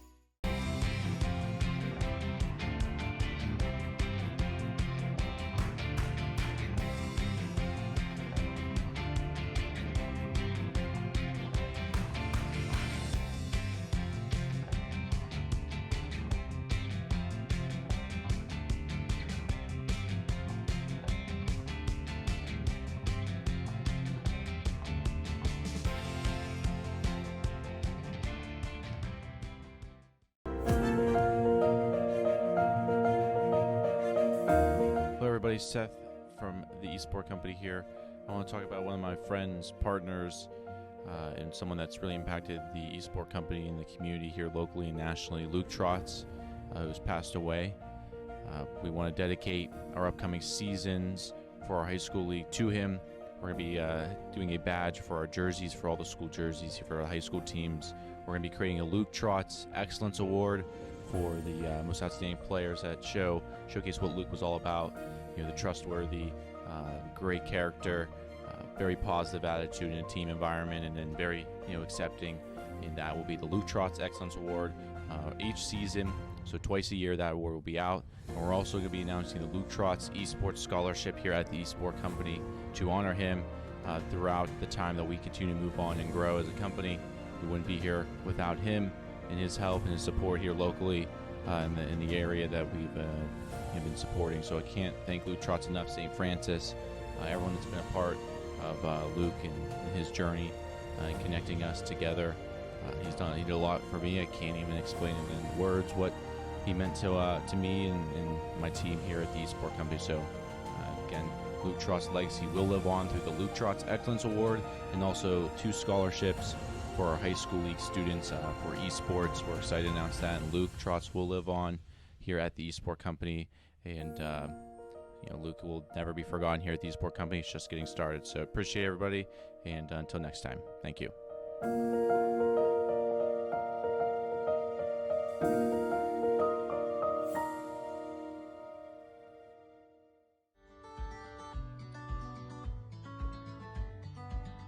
First, we have Christopher Sarka.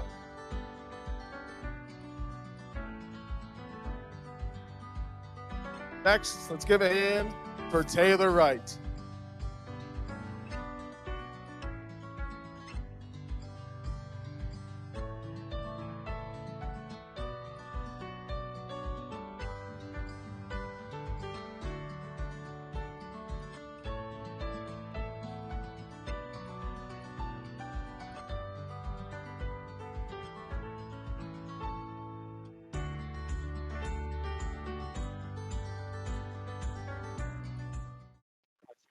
Welcome back from the break, everyone. That was a really cool experience, to see all of this really get to come to life. And congratulations as well to our award winners. We are back in TECCON 2022, sponsored by Breezeline. It is I, Lord Thiethan, once again with Captain Atsoka. We'll be bringing you the Valorant action, and I am so excited for this. Oh, honestly, I am completely excited. Honestly, when we're getting ready to go into today, the first thing I was thinking of is I can't wait to see Valorant. Don't get me wrong, we have some great esports titles here today, but I think I could say for the entire Valorant community that Valorant just hits different. It does. It does. It's a game that I love and I hate and I love to hate, but I love all of the players today who are going to be competing. Let's get an opportunity to meet with them.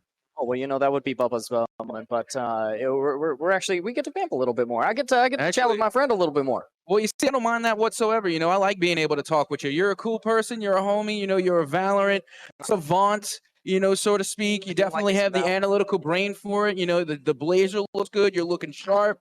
It's great to share the desk with you here this evening. Yeah, absolutely. And we get to do it for kind of a monumental moment here for the greater Johnstown area. I mean, how cool is it to see all of these kids getting to experience this? I don't know about you, Natsoka, but we never really had the opportunity to do stuff like this. So is it sad to see the seniors departing from these teams, these programs? Yeah, it is. I'm going to miss a lot of these kids that I've gotten to watch in the last season or so. But the knowledge that they are moving on to bigger and better things, I mean, that's absolutely heartwarming. Yeah, it's bittersweet, and as a big fella, there's something I know about bittersweetness. So I got to tell you, seeing all of these young players, seeing them grow as esport athletes throughout the years, again, is a little, bitter to see them go. But like you said, it's sweet seeing them move on to bigger and better things. Like we said, we have a lot of collegiate representation here that are going to be looking into some of these players to possibly bring onto their roster. So again, it's just a really good thing to see on how the entire area here in Johnstown can come together and celebrate these players. I love it. What a fantastic area as well. Bullskunk was able to mention this briefly for the Overwatch segment, but I mean, you have some representation from some phenomenal schools here. We've gotten to see, obviously, kids from the Forest Hills, but as well, the Greater Johnstown Trojans, Moshannon Valley. I'm sorry, it's Somerset area, Golden Eagle. That's that's what I was saying. I get the two confused, but there's a lot of great players that we've gotten to see today, of course, over the course of the regular seasons as well. But speaking once again of these players, I think we are just about set to send it over to Bubba. I hope so. I can't wait. Oh, you know what? Before we bring in these players, we do have one more special treat for you guys. We have the PC giveaway, and I hope you all got tickets in, and I hope you have an opportunity to participate because they are giving away one nice piece of equipment. Oh, absolutely. So we are going to send it over so that winner can be announced, and then once we come back, we'll finally get to meet our contenders.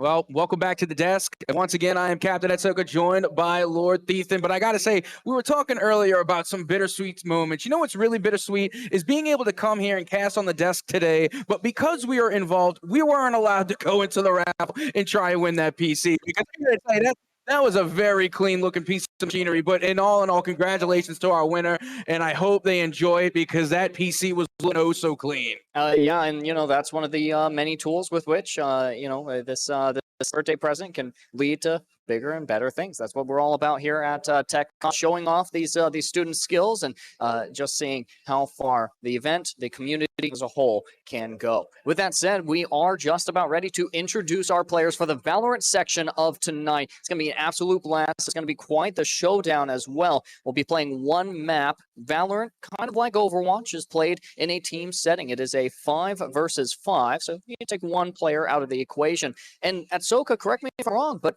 it's pretty based around the gunplay more than those hero abilities. It most absolutely is, and this is actually what I've been looking forward to the most all day, is being able to explain Valorant to some people or players who may not fully understand it. It is a bomb plant-based game, so the objective is to take the spike and bring it to either sites A or B, plant it, and then defend it until it detonates. And it's the objective of the defensive team to make sure the spike doesn't get planted at all, or to try and get the defuse once it is planted. So again, it's very methodical and very tactical, and I think a lot of people can appreciate the genius in its simplicity. Yeah, absolutely. And so we'll be able to appreciate the genius in its players as well. Let's finally get to introduce them. Take it away, Bubba.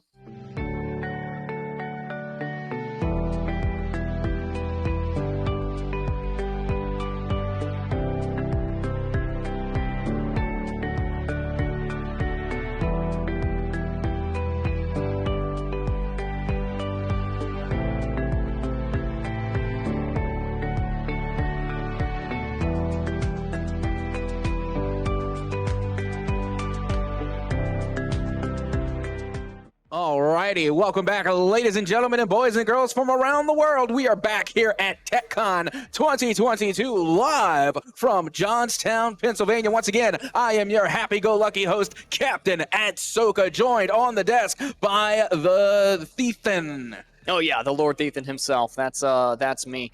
I am really excited to watch this match unfold here between these two teams. You do have I think everyone's actually locked into their heroes, and there's some pretty interesting matchups. You and I have actually gotten to talk at length during the break about some of the matchups that we're seeing here. One of the ones that we were looking forward to was the possibility of maybe the Jet versus the Neon. That's not going to be the case. It's going to be this mirror matchup between the Jets here. Yeah, but keep in mind, you're looking at the side of the defending team, and they're running a Reyna and a Jet. It looks like they're doubling up on their duelist here. And one thing that I was so stoked about when we were talking about these picks is on the other side, they brought the Viper to Icebox, my favorite pickup so far. I love Viper on this map. Yeah, absolutely. Red team, you know, their composition here, it makes perfect sense, right? You've got the double Sentinel. I honestly had kind of paired up Sky, who is actually on the black team. I paired up Sky with Chamber, but I'm really excited for V Snipes to, well, snipe that tour de force. It's a pretty cool ability as well. You've got the extra sustain, a little bit of healing that you can get from random and from quarter as well. Playing for the black team here. We're starting in pistol round here. We got a couple of ghosts already on the board, which is definitely my preference. Interesting thing though here is you've got some armor that the red team has purchased. Black team is just they're going in naked. I mean, honestly, that's the way you want to go. You really have the choice of whether you want to go for armor or if you want to go for util, but you can already see that the blinds will be coming out, and now the push coming through from the spike planting team, and an elimination will go down early for both sides. You can see as the Headhunter will get an elimination, but now Amin will be popping off with the Ghost, being able to get 2 eliminations before being brought down by Blaze. This is really close. Ooh, be careful with checking the corners though. Random, ready to fire. Misses the right clicks. That's just a little unlucky. A good start here already. Black is going to take this first round, but you know, this is only round 1, win 1 of possibly 12. Yeah, and again, you got to keep in mind, this is the thing about Valorant, is that whichever team wins that first round, be it this time, is going to be the black squad. They're going to get that bonus in econ. So more often than not, the team that wins the pistol round is going to win the second round as well. It's not always the case, but it just seems to be the motion of this game so far. Yeah, I mean, we've got one more win for the black team, then that's when you enter that bonus round, right? You're pretty much guaranteed to have the best guns in the lobby. But here, definitely, you can see the 4 spot from All Stars Black. They want to push into this A site really, really strong. Yeah, and here we go. Quarter already going to be initiating the push here. As once again, we're going to see another A push, and now Sacrifice trying to lay down the shots with the Marshall. Won't be able to land those, but I Miss Him will in fact not miss, as they will get that first initiation and that first elimination. As now you can see it will be Snipes trying to peek some head here with that Headhunter. Yeah, I can't go on without mentioning the picks from the Bulldog. A little bit weird, but you do have the Lear out as well. This is well, it goes down to the Stinger. Actually, a good gun. And well, and there you have it. The black squad is going to take yet another round, which we kind of said in the beginning. You know, they had the extra econ, they had the additional utility, the armor, and the weaponry as we get ready to head into round number 3 with a 2-0 All-Star Black lead.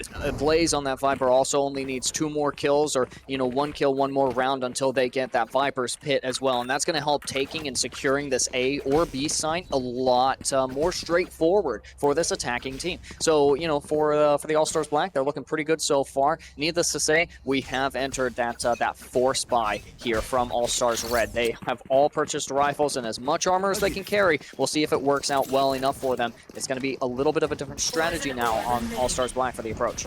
Absolutely. You can see already this time they're going to go towards that B push, and with an early elimination coming from Blaze on Amin, and that was a great start, as already they will have a 5v4 player advantage. Gonna kind of miss the window there for the rotation through mid, but they have the right idea, kind of looking at Kitchen before moving forward. Needless to say, the spike is planted, so we got to get on the defusal. Yeah, good luck with that, especially when you're in a 5v3 scenario. This is going to be a hard retake, but you can see Kunai already trying to peek out and trying to find some damage here, but instead they will be eliminated. But finally, Kunai will get the elimination on I Miss Him, as now we see Vako up top with the Omen trying to lay down some damage, as they will get the elimination on Sacrifice, but Kunai is temporarily stunned, and now we find ourselves in a 1v1 Viper's Pit scenario, and there's the elimination for Kunai, as they will come in clutch to win the first round for All Stars Red. I mean, Kunai is a gamer. They were rising above every little obstacle that came at them. First, you know, the dash is about to expire. They end up in a position where they could easily have gotten caught out by I Miss Him, also known as Killua. And then on top of that, they end up concussed. They slow down. They have to enter the Viper's Pit. They incur the health and armor decay. On top of that, they still win it all. And that's actually a really good round to win here for the All-Stars Red. Not to mention, they absolutely needed it in terms of econ because they were struggling. They didn't have a lot of currency to buy some better equipment, but now it looks as though they may have their first full buy so far in this series. And again, you know, we're looking on the side of All-Stars Black, and did you see what they were buying? This is something that I like to call the Vandal Scandal, because every single player on All-Star Black had a Vandal equipment. Ooh! Coming in with a three-piece off of those shots. What a play! That's a wallbang double collateral kill. That's absolutely insane, and Kunai's looking for more blood to spill. And here they go. Kunai definitely popping off here as only one player remains for All-Star Black, and it is Blaze. Blaze going down with a fight here. They're able to take a mean, but still, it's going to be a tall order for them to overcome this 1v3 scenario. Blaze at 18 HP in a dream. They know that the spike is up there, but they also know that that ramp is being watched. So if they dare venture up there, they're definitely going to get shot. But there's still 50 seconds remaining. They can play it a little bit slow. See about winning 1 or 2 more duels here. Yeah, but you know who's sneaking there towards that mid lane? It's Vako. And now Vako beautiful connection. Knocked by Blaze. What a shot from way back when. Yeah, so now it's just a matter of, again, winning one more duel. You got a little bit of clearance, get that spike, go for the diffuse, and then you just play 30 seconds play left. that holding defensive game. Blaze has been looking good so far. They're up to 100% on their abilities. So, you know, if they want to put up a wall somewhere, they can. Ooh, watch this angle. And oh, kind of saw it coming. Kunai knew to watch the ropes there. That is an ace for Kunai. Yeah, and that's why you heard the audience pop off the way they did. They knew what was going on. It was a Kunai ace, and they have the Blade Storm ready in pocket as well as the ult for the Omen and the Reyna. I gotta say, the comeback coming from All-Stars Red is looking absolutely superb. Yeah, so look at the position now that All-Stars Black ends up being in, right? They're down in their creds, having to either force buy or partially buy, right? They can't get those that full rifle set that they wanted, that we did see them running previously. And so, needless to say, with a couple of ultimates that they've generated, they still stand a pretty good chance here. Well, here we go. We're going to see Amin now. Going to be watching towards that side lane, making sure that they do not get pushed early. And now Blaze, caught in a blinding position now, is going to be able to at least avoid the danger for the time being. But now they will get put down by Amin, as now Vako and Kunai are looking to make a push here. That was a really nice response to the Lear. It's, you know, just unfortunate with the Empress there, but Amin is just able to come around the corner and take him out. Kunai is in it to win it, though. Oh, Kunai's making a push for the MVP. I'm sorry. Kunai, just in these first couple of rounds, have been really popping off, but now Snipes, getting in on that action, is able to end this round off with a flawless victory for All-Stars Red. Stars Red looking pretty good. You do have the Showstopper online here now for the All-Stars Black. With Amin burning through the Empress last round, they're going to have to work back up towards that, but that's okay. You got 2 more ultimates here coming up online. Vako is going to be able to teleport themselves pretty much anywhere on the map if they deign to use that ability this round. Kunai is going to throw out, well, the Kunais, they're going to pull out the Blade Storm and go for some one-tap headshots. Yeah, but I don't even think they need it so far. They seem to be doing perfectly fine without it as we get round number 6 underway, and Kunai already looking to get some of this peak damage as they have a pretty good angle, trying to line up the headshot, but their opponent is no fool. They can only get knocked by Kunai so many times before they try and change things up. Sacrifice has already taken damage. This is really interesting because this is kind of where I would expect the Sky Heals to come out. Man, they've gone critically low as well. Random ends up falling in the process. That's a really good pick to secure here for the attackers. Yeah, now Snipes making their back way over towards that A side again, but it's still going to hover around that mid lane. You know, they're not giving anything away for free. They're playing the slow game, and when you're on the defensive side of the spike, that's really the best way to play it. You do not want to rush when you don't have to. Yeah, absolutely. I do like the rotation coming here onto B side. There's the showstopper as well. Does secure V Snipes out of the map. That's a good man advantage here, even if a trade was established. Yeah, now we're looking at Blaze, who's going to be looking down on the long B side. They definitely have a good opportunity to plant the spike in this 4v2 scenario. They have the player advantage, but one of those players left standing is Kunai. Yeah, and that's an absolutely terrifying prospect. You get another rotation here onto A as well. Ends up working against Vaco there, caught out in the middle. Yeah, now you have a tall order here for Kunai. There's going to be a 1v4, and the full rotation will come through from All Stars Black as they should be able to get this spike down no problem at all. Yeah, there's a Viper wall there to help them plant. They do adjust in the nick of time. Fight on the Raptors here. Kunai kind of dodges the flash a little bit, but still ends up blinded and shut down by Quarter. Nice push there from All Stars Black. You know, you look at the rotation to A, rotation to B, rotation back to A, and you kind of look at that and you're like, okay, that's a little whimsical, a little flippant, but the fact is, at the end of the day, it's just patience. It's just All Stars Black knowing that they can play the longer game, wait out the time bank, plant at the last second, and they're looking good as long as they got those picks. Yeah, and so far we've been talking a lot about Kunai, you know, making, you know, an argument for being the MVP in this series, but we got to take a minute to look at Blaze. Blaze has 11 eliminations, only 3 deaths on the board. That is very impressive. They are definitely putting on that IGL title going into this round. Oh yeah, but you know who's about to get some more picks is whoever on All Stars Red is holding an AWP in their hands right now, and you've got an AWP in a good angle, then you are all set. Watch out, Random. Concussed has to play safe, now blinded as well. This would be an opportunity for All Stars Red to push. It most certainly is, and you know, they're no strangers to pushing at all. You know, they like to risk it. They play high risk, high reward, and more often than not, it pays off, but so far, not so good. And you can see Vaco being able to pick up a 2-piece, and now Random will be eliminated by Blaze, who will get a 2-piece of their own. Yeah, and most of that damage onto Random was done by the Boombot, coming back to haunt them, kind of ended up shutting them down, the fact that they didn't shoot it, but that's okay, because now it is only Blaze against 2 defenders on the objective. They have to pick up the spike on top of it all. Well, here we go, Blaze now in a 1v2 scenario. This will be their moment to try and make that argument for the MVP, but it will be Snipes doing what they do best, sniping Blaze and getting the final elimination to get the round win for All Stars Red. V Snipes has evened out their KDA now. Still no assists, but you know, we'll get there. 4-4 is not bad, and that's what I said was going to happen. Whoever was holding that up in their hand happened to be V Snipes. They were going to be padding their KDA there, and now, you know, we've reached that point in the game where ultimates are going to be starting to build up really quickly, and then also being you know, used really aggressively here as well. You've got the Showstopper, you've got the Seekers on the side of All Stars Black. They also have the luxury of rotating pretty much wherever they want. Yeah, that was a good use of the rendezvous to get out of dodge and still have a good angle with the op. Now, you think Snipe sitting on the op is scary? Keep in mind, they are holding on to that tour de force as they will get yet another elimination with the op. Oh, it's just such a quick peek around the corner as well. Looking for more. Right now, it's just kind of the slow game between both teams. Blaze looking mid. Is Vaco cut out again? No! Vaco strikes back. Does manage to get one before trading.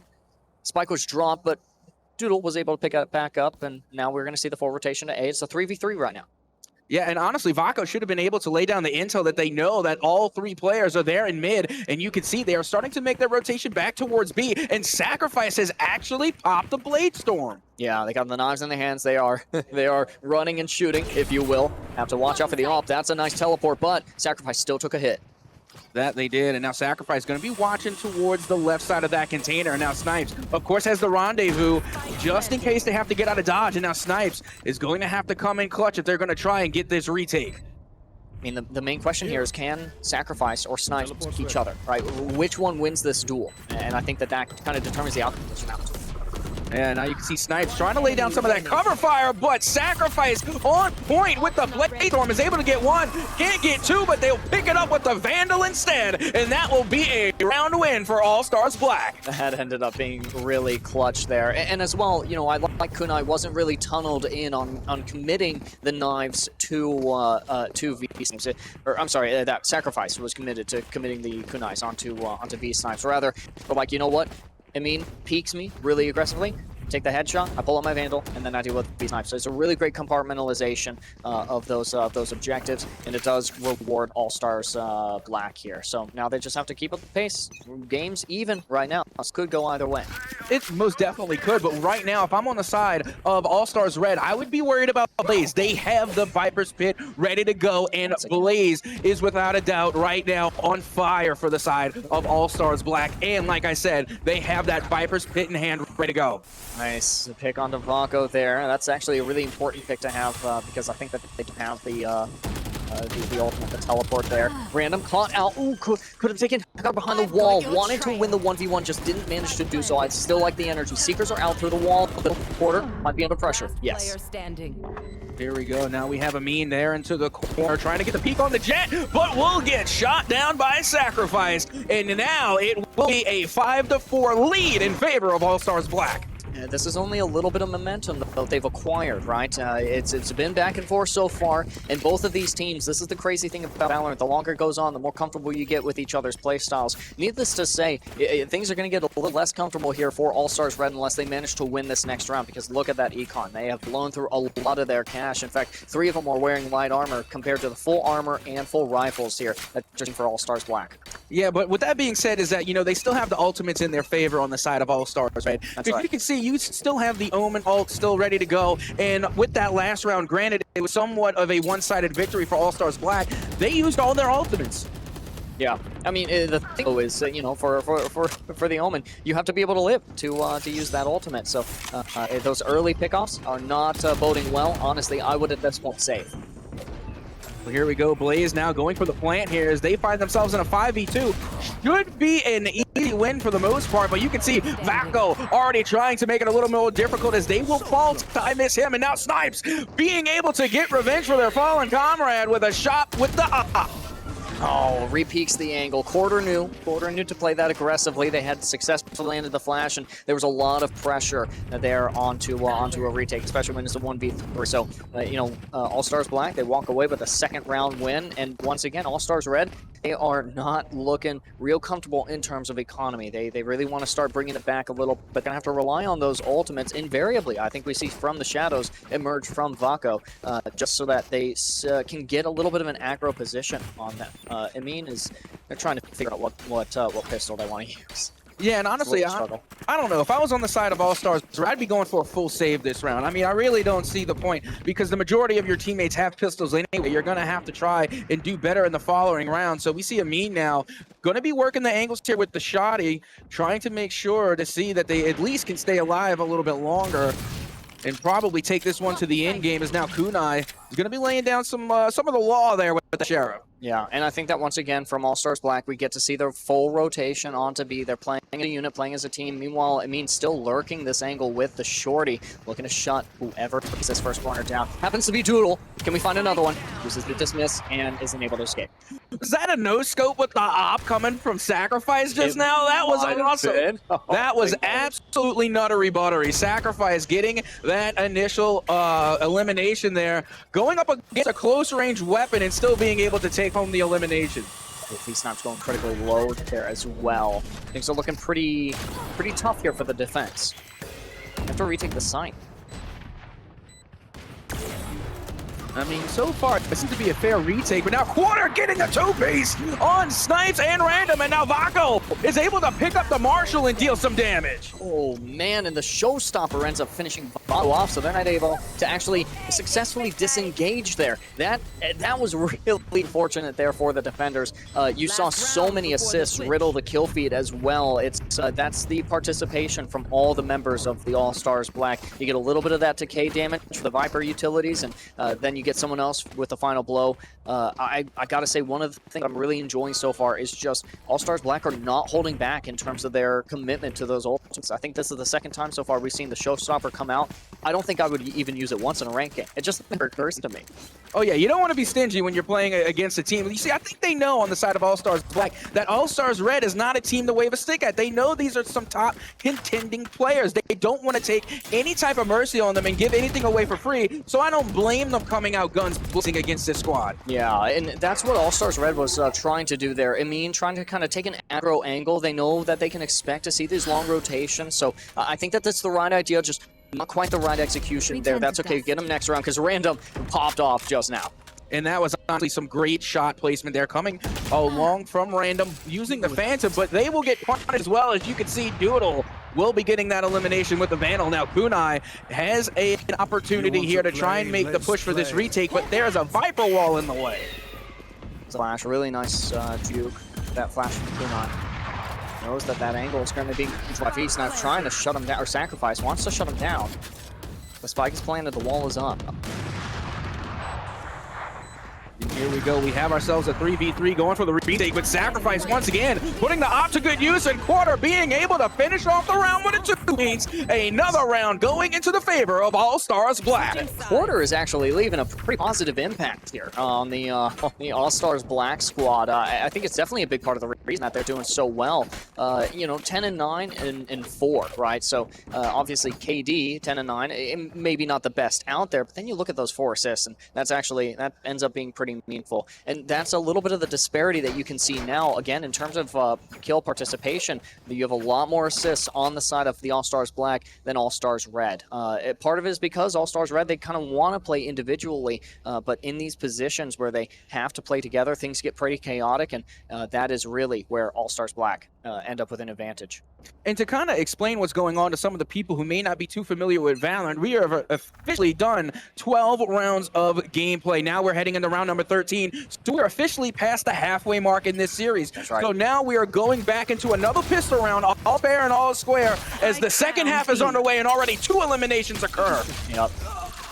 Oh man, this is a really nice aggro push. Ooh, some gets Kunai out. Good pick from Killua. So now, you know, now the remaining members of All-Stars Red just have to figure out how to navigate to whichever side they want to head to. Could be A, could be B. Right now they're just trying to find out. Looks like it might be an A push.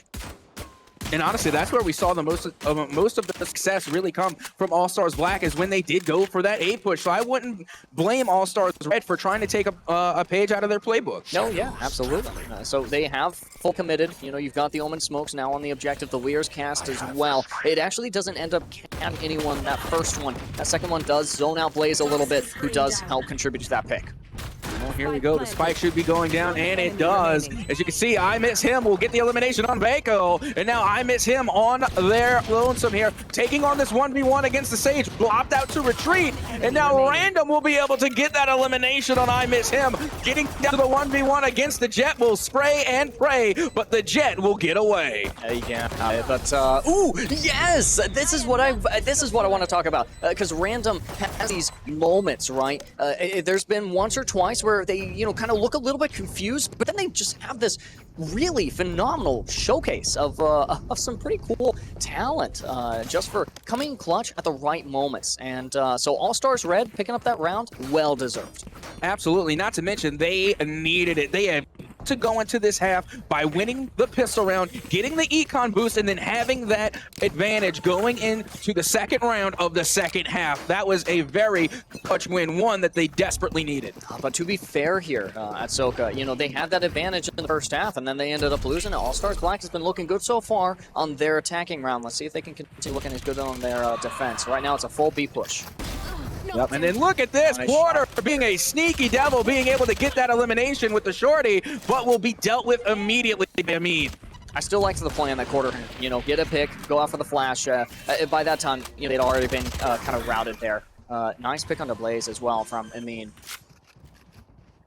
And there you hear it. The Random will get the spike planted down on the B side. You don't see too many B side pushes, so it's good to see that, you know, the All-Stars Red are willing to chase things up to get the win, as they are able to secure that round and are that much closer to equalizing against All-Stars Black. That's right. It's a little bit of a repeat of history here, and you definitely see those KDAs ramping up for all of the players here as well. Random with that, with that random pop-off moment, have managed to boost themselves 3/8 to their ultimate. That revive, we didn't get to see it come in the first half. I'm very excited to see it utilized in the next couple of rounds and see how exactly it changes the game in favor of All Stars Red. I think you and I have had this conversation before. Sage just is arguably one of the most powerful agents in the Sentinel class. Oh, absolutely, and especially here on Icebox when they can use their slow abilities as well as the revive. Gotta say, probably one of the most clutch abilities here in Valorant. But with that being said, we are heading into this round number 15, and keep in mind that this will be the first full round bye in this half for All Stars Black. Those are some nice wall points from Blaze, and then 3 more picks follow immediately afterwards. Valka also managed to trade in the process. Nice use of the Marshal. Ultimately, is not going to have much fun winning that 4v1 right there. So this is All Stars Black striking back on the defense, saying, you know what, you want to show us uninhibited aggression? That's fine. We will stonewall you here on A.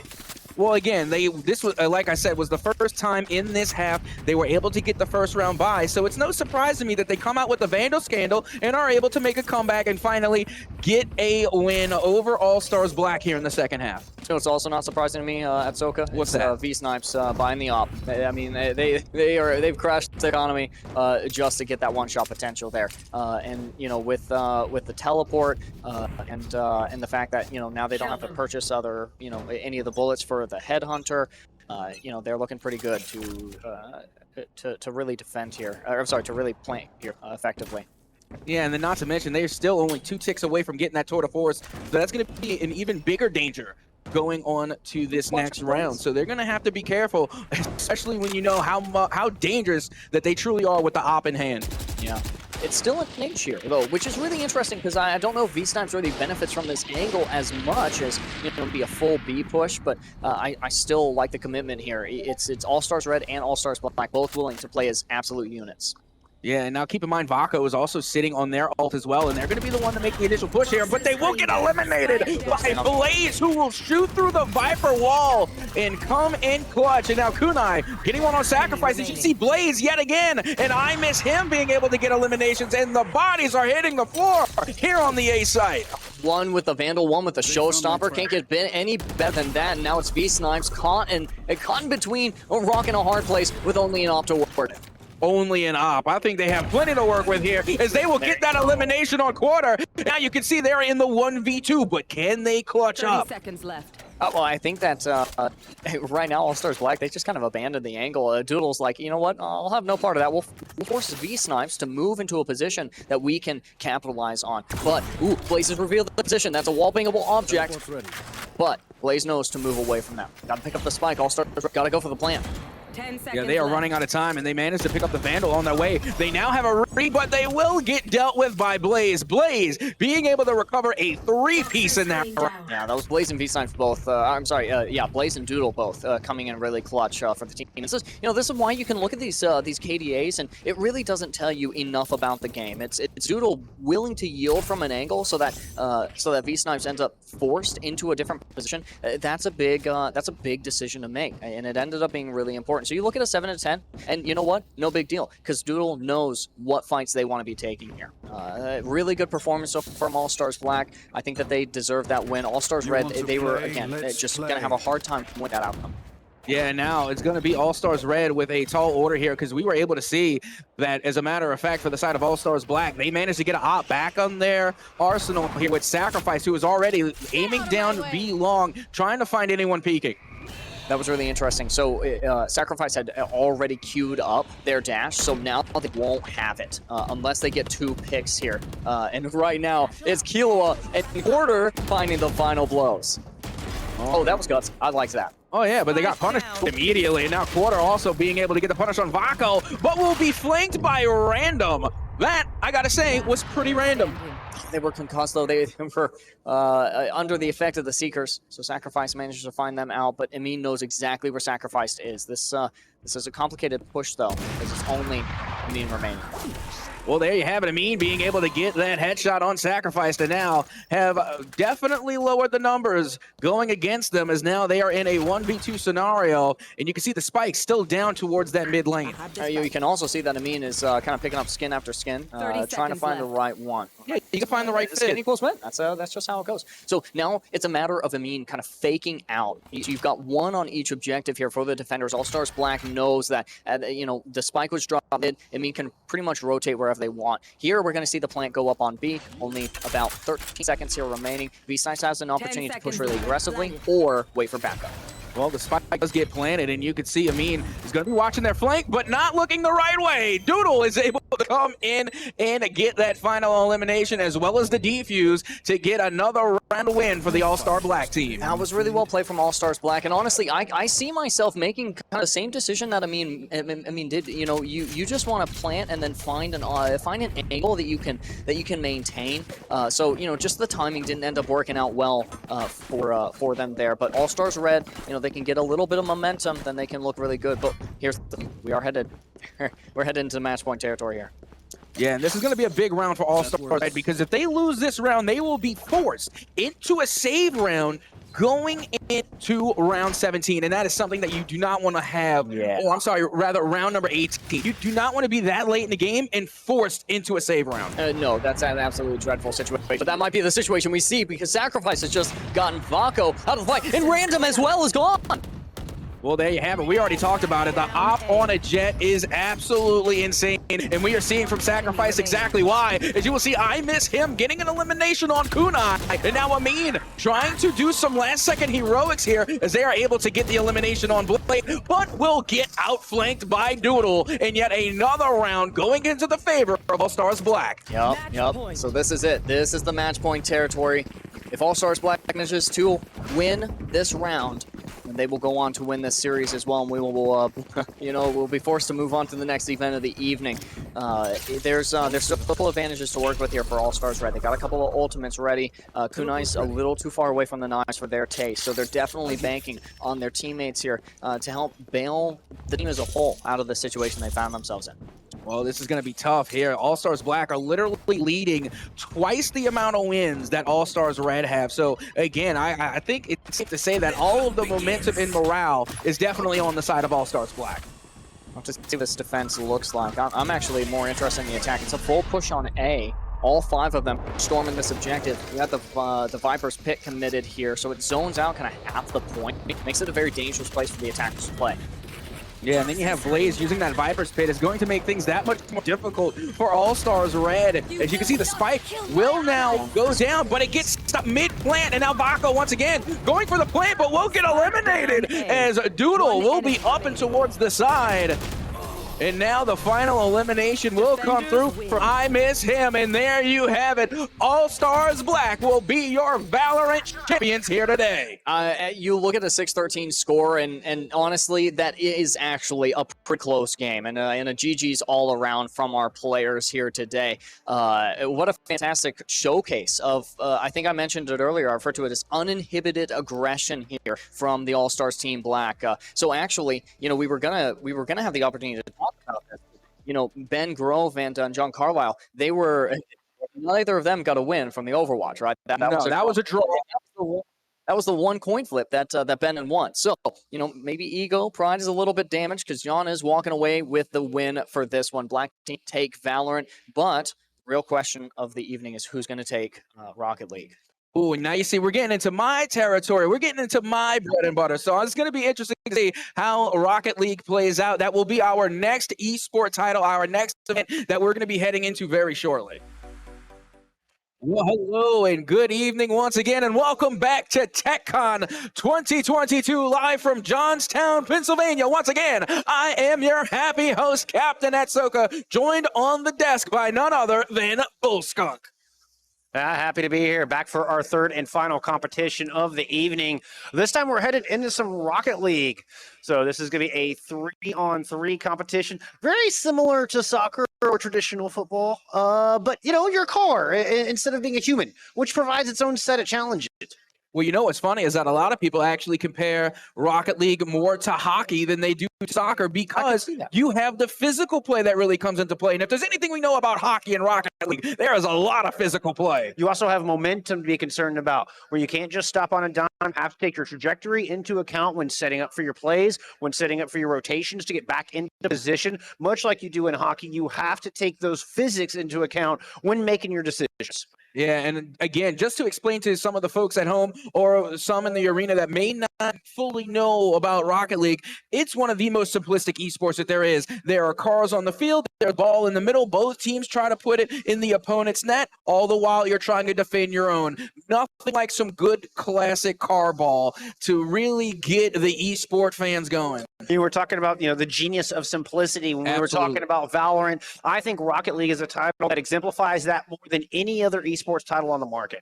Oh, absolutely. And again, throughout the Rocket League arena on the field, there are multiple boost pads around, and you use boost to propel your car even faster and even to fly. So that way you can really make use of the entire arena to your benefit. And again, also using the boost that you find along the field to not only propel yourself, but to also try and get that physical play where we're talking about. Because at the higher speed you go from getting bumps to getting demolitions. And the demolition will put the opponent player out of commission for 3 total seconds. And I got to tell you, those 3 seconds add up. And not only are you out of commission for 3 seconds, but you lose whatever boost that you had. So it resets your economy as far as that's concerned. And we know how important that boost is for both offense and defense. Absolutely. Well, without further ado, let's get to see our Rocket League players here today. Let's throw it to Bubba to give us some of these introductions.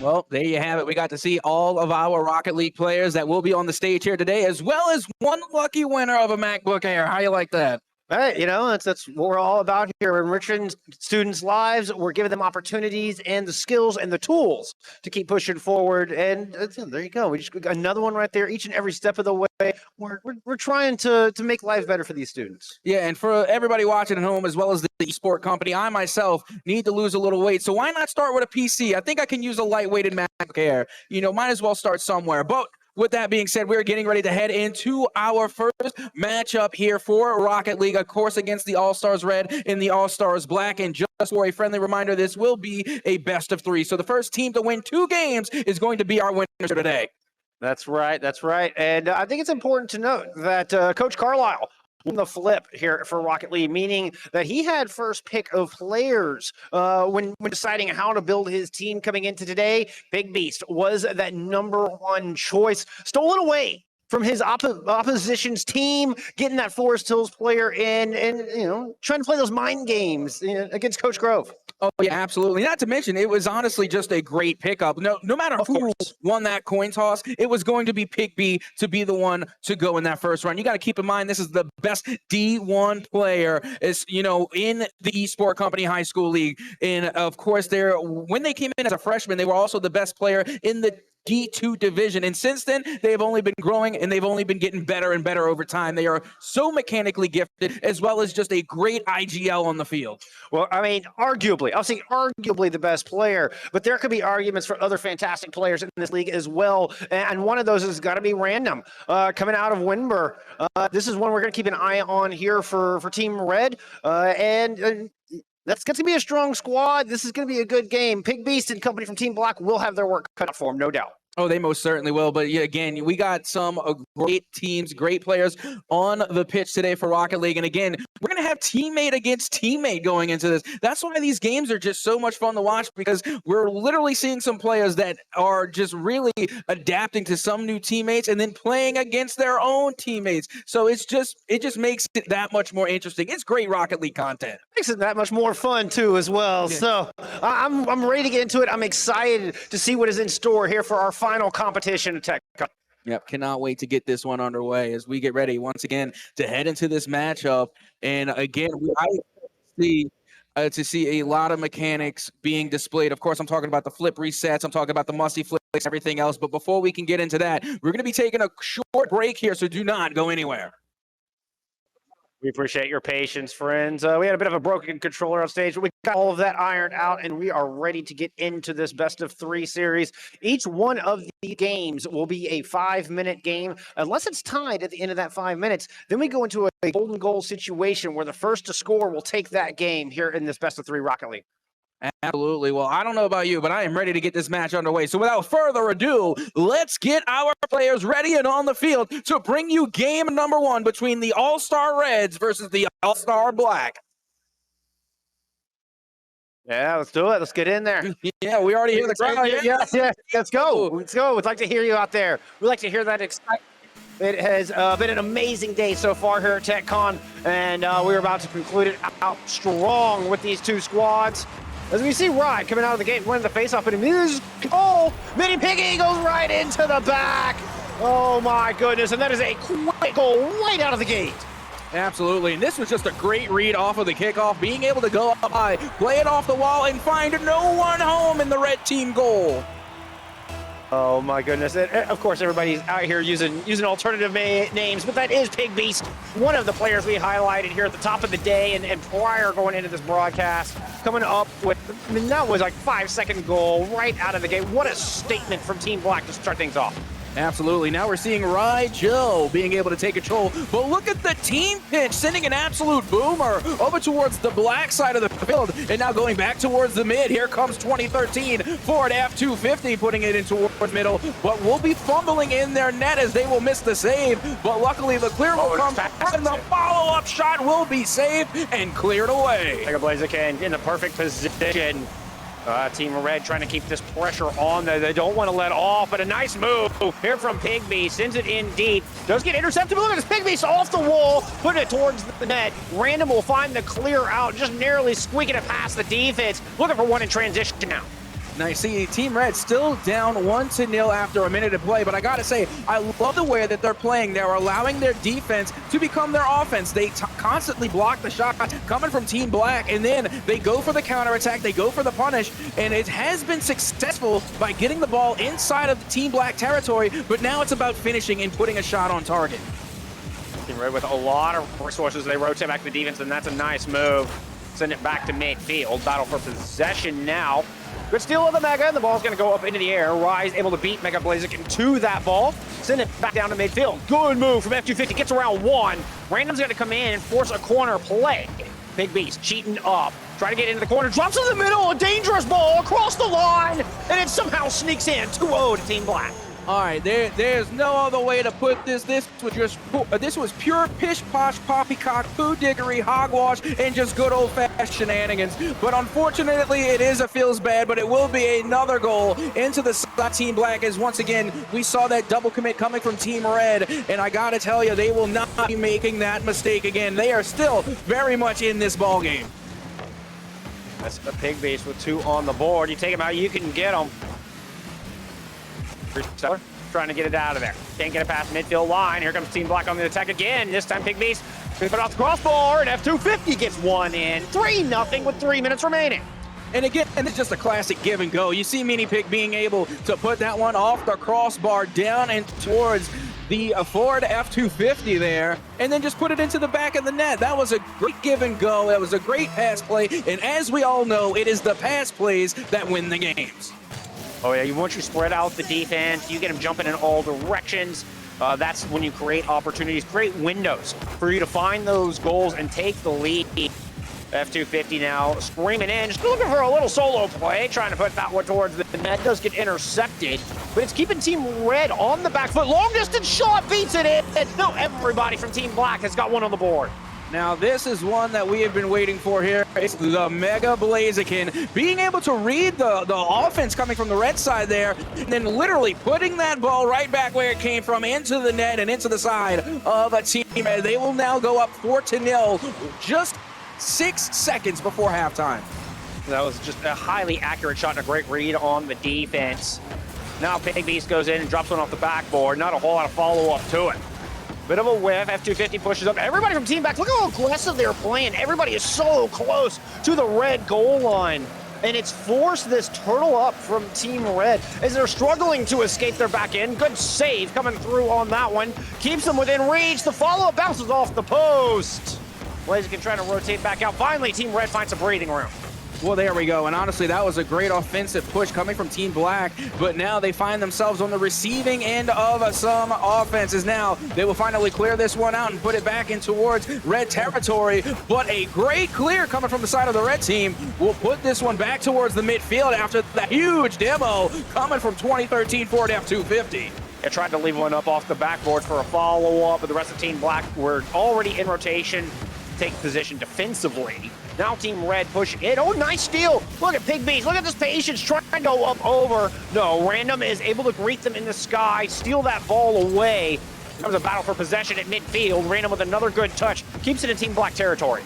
Yeah, now you can see both on the side of Team Black and Team Red how the boost is being distributed, and it looks like Team Red is being boost-starved by Team Black, literally running on fumes and not having a lot of resources. Yeah, Freestyler had to punt for that one. Get back up into full boost and keep them competitive here in game one. Only a minute and 3 seconds left on the clock, and still no goals put up by Team Red so far as Team Black travel back into the red zone, going back on the attack. A little pass in the backfield here from Team Red, and they're finally able to get clear. Looking for that first goal. No, cannot get it past midfield line. Well, here we go. We're going to see Team Black again going for that aggressive offense. Is now F250 tried to put one back on target as the follow-up shot will be saved and cleared away, and now the rebuttal counterattack coming from Team Red. Unfortunately, they still are unable to clear that midfield line. The positioning from Team Black is just too strong, and they're able to get up in the air, read these big, deep clears, and intercept them before they go into dangerous territory. 18 seconds on the clock. Ball in front of Team Black net. Big Beast is going to get a nice touch to send that along the outer wall, chasing it up. Get up and over Random. Drops it down for F250. Tries to get a long-distance shot in. That one sent wide, but with a mere 5 seconds remaining, Team Black will take game one.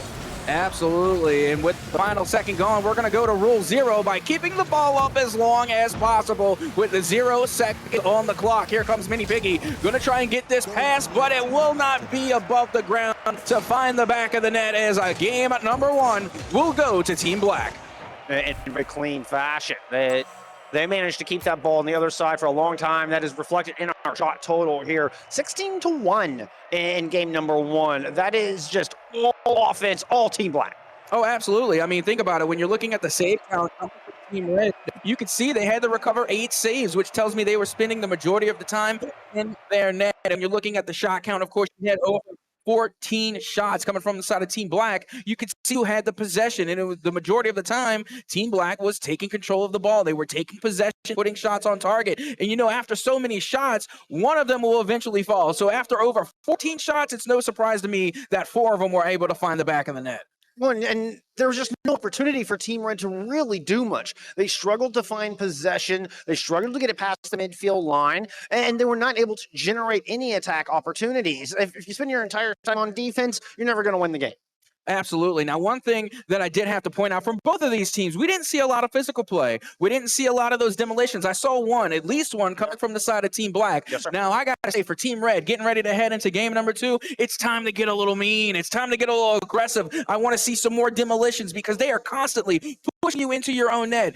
You're going to have to return the favor and start pushing them back as well. It's time to bring out the demolitions. And I agree. There's no better way to do that than to get physical. And this is the point. This is where things get interesting. So we've seen Team Black come out strong attack. How does Team Red adjust? I think getting those demos or even just getting some good bumps, knock them off their game plan. Don't give them easy access. Don't give them that easy trajectory into the goal to set up their game style. Now, I do have to say on the side of Team Black, one thing that they were doing really well is that maybe they weren't getting those bumps and demolitions a lot, but they were boost starving very well. Their rotations around the boost, especially towards the midfield where they were able to hold their line, really gave them the advantage over Team Red. And let's see if Team Red will be able to make some adjustments as we head into game number 2. Already a much better start, but not able to do much with it in the back end as Mega Blaziken's going to come to force it in off the corner. Nobody else. It's PK Dill has subbed in here for game number 2 for Team Black. Trying to get everybody a little bit of play time here in TECCON. PK Dill charging in, Freestyle able to get it over him. Still struggling to get it past midfield line. Rye comes through, is able to put it up high, but once again denied. And it is sent back down by a Big Beast. Pushing it in. Team Black are playing more on their defense this time around. A decent start for Team Red, though it hasn't really resulted in much opportunities just yet. Dangerous ball. Team Red able to handle it. Nice. See, I like this Team Red in game number 2 a whole lot better. They are playing insanely aggressive. They are getting in the faces of Team Black, and now for the first time, we're seeing Team Black begin to struggle a little bit until Vinny Piggy finds the opening to put one on and in to give their team the 1-goal lead. It took a little bit longer this time around, but not a whole lot longer. This Pig Beast comes over that left-hand side, directly above 2 defenders to get that one in. Still in the first minute, that's still 5 unanswered from Team Black. Well, here we go. Now off the kickoff, we will see Freestyler getting a little touch there, sending that one over towards the side. And now Team Black once again finding themselves on the offensive side of the ball. As you can see, PK Dill trying to do some finesse, but the shot just simply is not on target. Oh, it looked good though. Some nice dance moves coming out of PK Dill. Unfortunately, that dance was cut a bit short thanks to some fantastic defense. Now Team Red starting to push up.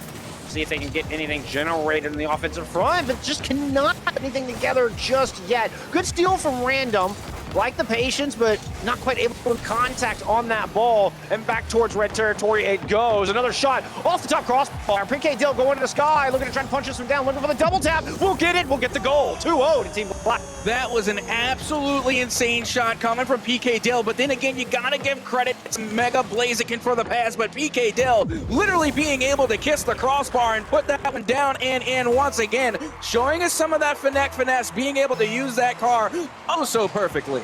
Oh, finesse for days. Just that perfect touch. To get that ball around the defense, get that double tap. Team Red not wasting any time, trying to go on the offense, trying to counterpunch, but the defense from Team Black is just too good. Well, here we go. Now it's up to the red team as that demo will come through. We'll throw a wrench into the rotation of the defensive side as you once again can see Mega Blaziken playing that midline defender, not allowing Team Red to break out of their own half. Start to see some of this synergy as well, as both Pig Beast and Mega Blaziken have played together for quite some time. And you can see that synergy being reflected on the pitch here, both in Game 1 and Game 2. The rotations have been clean, and that has enabled them to stay on the offense for much of the time here in our first 7 minutes of Rocket League play. Shot sent to Rye by Rye. No pun intended on that one, genuinely. Well, here we go. Now the counterattack will be coming through for Team Red. As you can see, Mega Blaziken looking for PK over towards the side. Now back towards the midfield, and here comes Random, getting able to find that second touch, and now the bench will clear that one back out into red territory.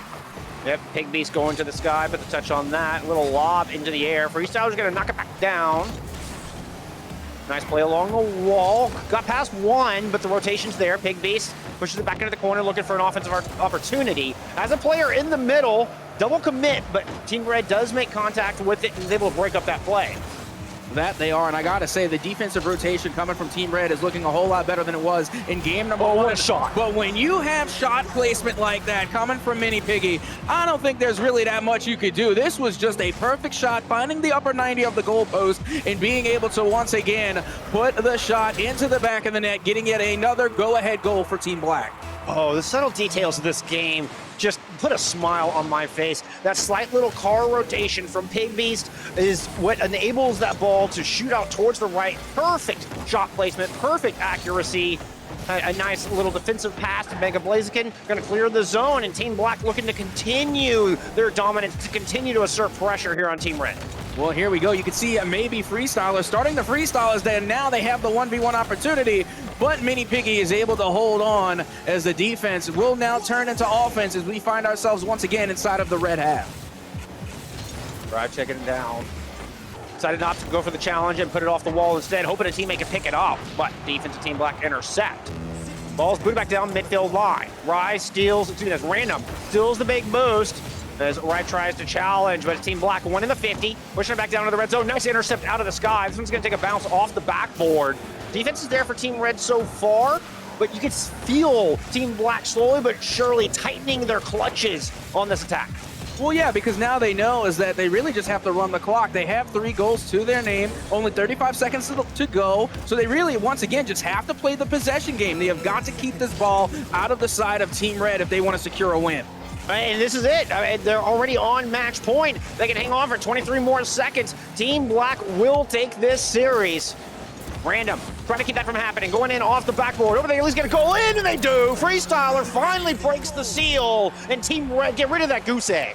Yep, and this was a fantastic pass coming from Random. Not only being able to air dribble it off of the backboard, but being able to win the 50-50 over a defender to knock that one down and set up a perfect pass for maybe Freestyler, as now they have their first goal here in game number 2, and still plenty of time to try and equalize against Team Black. They need one here on this attack. A good opportunity. 2 going into the sky, off the backboard. No, they can't quite put it home. The defense is there. Dylan is able to sneak it away and take away Team Red's chances of winning this game too. Team Black will emerge victorious. Dylan is even going to get one for the road. A celebratory lap, a celebratory goal here for Team Black as they win our Rocket League match off 2-0. Absolutely, and PK Dill coming off the bench and really putting on a show for us here tonight, as there you have it. Team Black will be your TECCON 2022 Rocket League winners. GG's to both teams. Much better game, much better showing there from Team Red, but still only 1 shot to their name. This was all Team Black. Coach Carlisle put together one powerful squad, and they were just pure dominance on the pitch today. Oh, they most certainly were, but once again, it's the stats that tell the tale. As you can see, 8 shots were taken by the Black squad, and again, the Red team was only held to 1. But with that being said, with only 1 shot, that led to 1 goal. So the Red team was shooting at 100% accuracy. I like how you always see the bright side of things, sir. Absolutely. I like it. I like it. I mean, no surprise. I think our MVP would have to go to Pig Beast, playing under Mini Piggy there on the screen today. 4 goals in total across both of our games, leading the server. A dominant performance, as always, from this all-star from Forest Hills. Yeah, absolutely. And again, I thought that was so well done by the coach of Carlisle, being able to really pick up those top contending players, all from the Forest Hill team. Again, that was just some big brain coach in there. But without further ado, I think we're just about ready to bring in one of the people to make all this possible. Now, let's go ahead and throw it to Seth. Thank you, everyone, for watching this year's TECCON 2022. We're excited and thankful for everyone that showed up to all 3 days worth of events, from the Millrack game to the Rammer concert on Friday night to kick things off, to the Saturday convention from 9 a.m. to 9 p.m. and the Sunday Combine as well. So we're thankful for everyone that showed up, all of our partners, sponsors, everyone that believed in us a couple months ago. Shout out to the Greater Johnstown YMCA, our partners, Mike Beebe, Jason Grilly, that helped us get to this point here today at TECCON. We're excited not only for this yearly event, but also for something we're planning in the winter and spring as well. So we're excited here at the Esport Company for TECCON and for what's to come here for all the students and the community of Johnstown. So we hope to see you at the next one. Thank you guys so much, and thanks to everyone that showed up.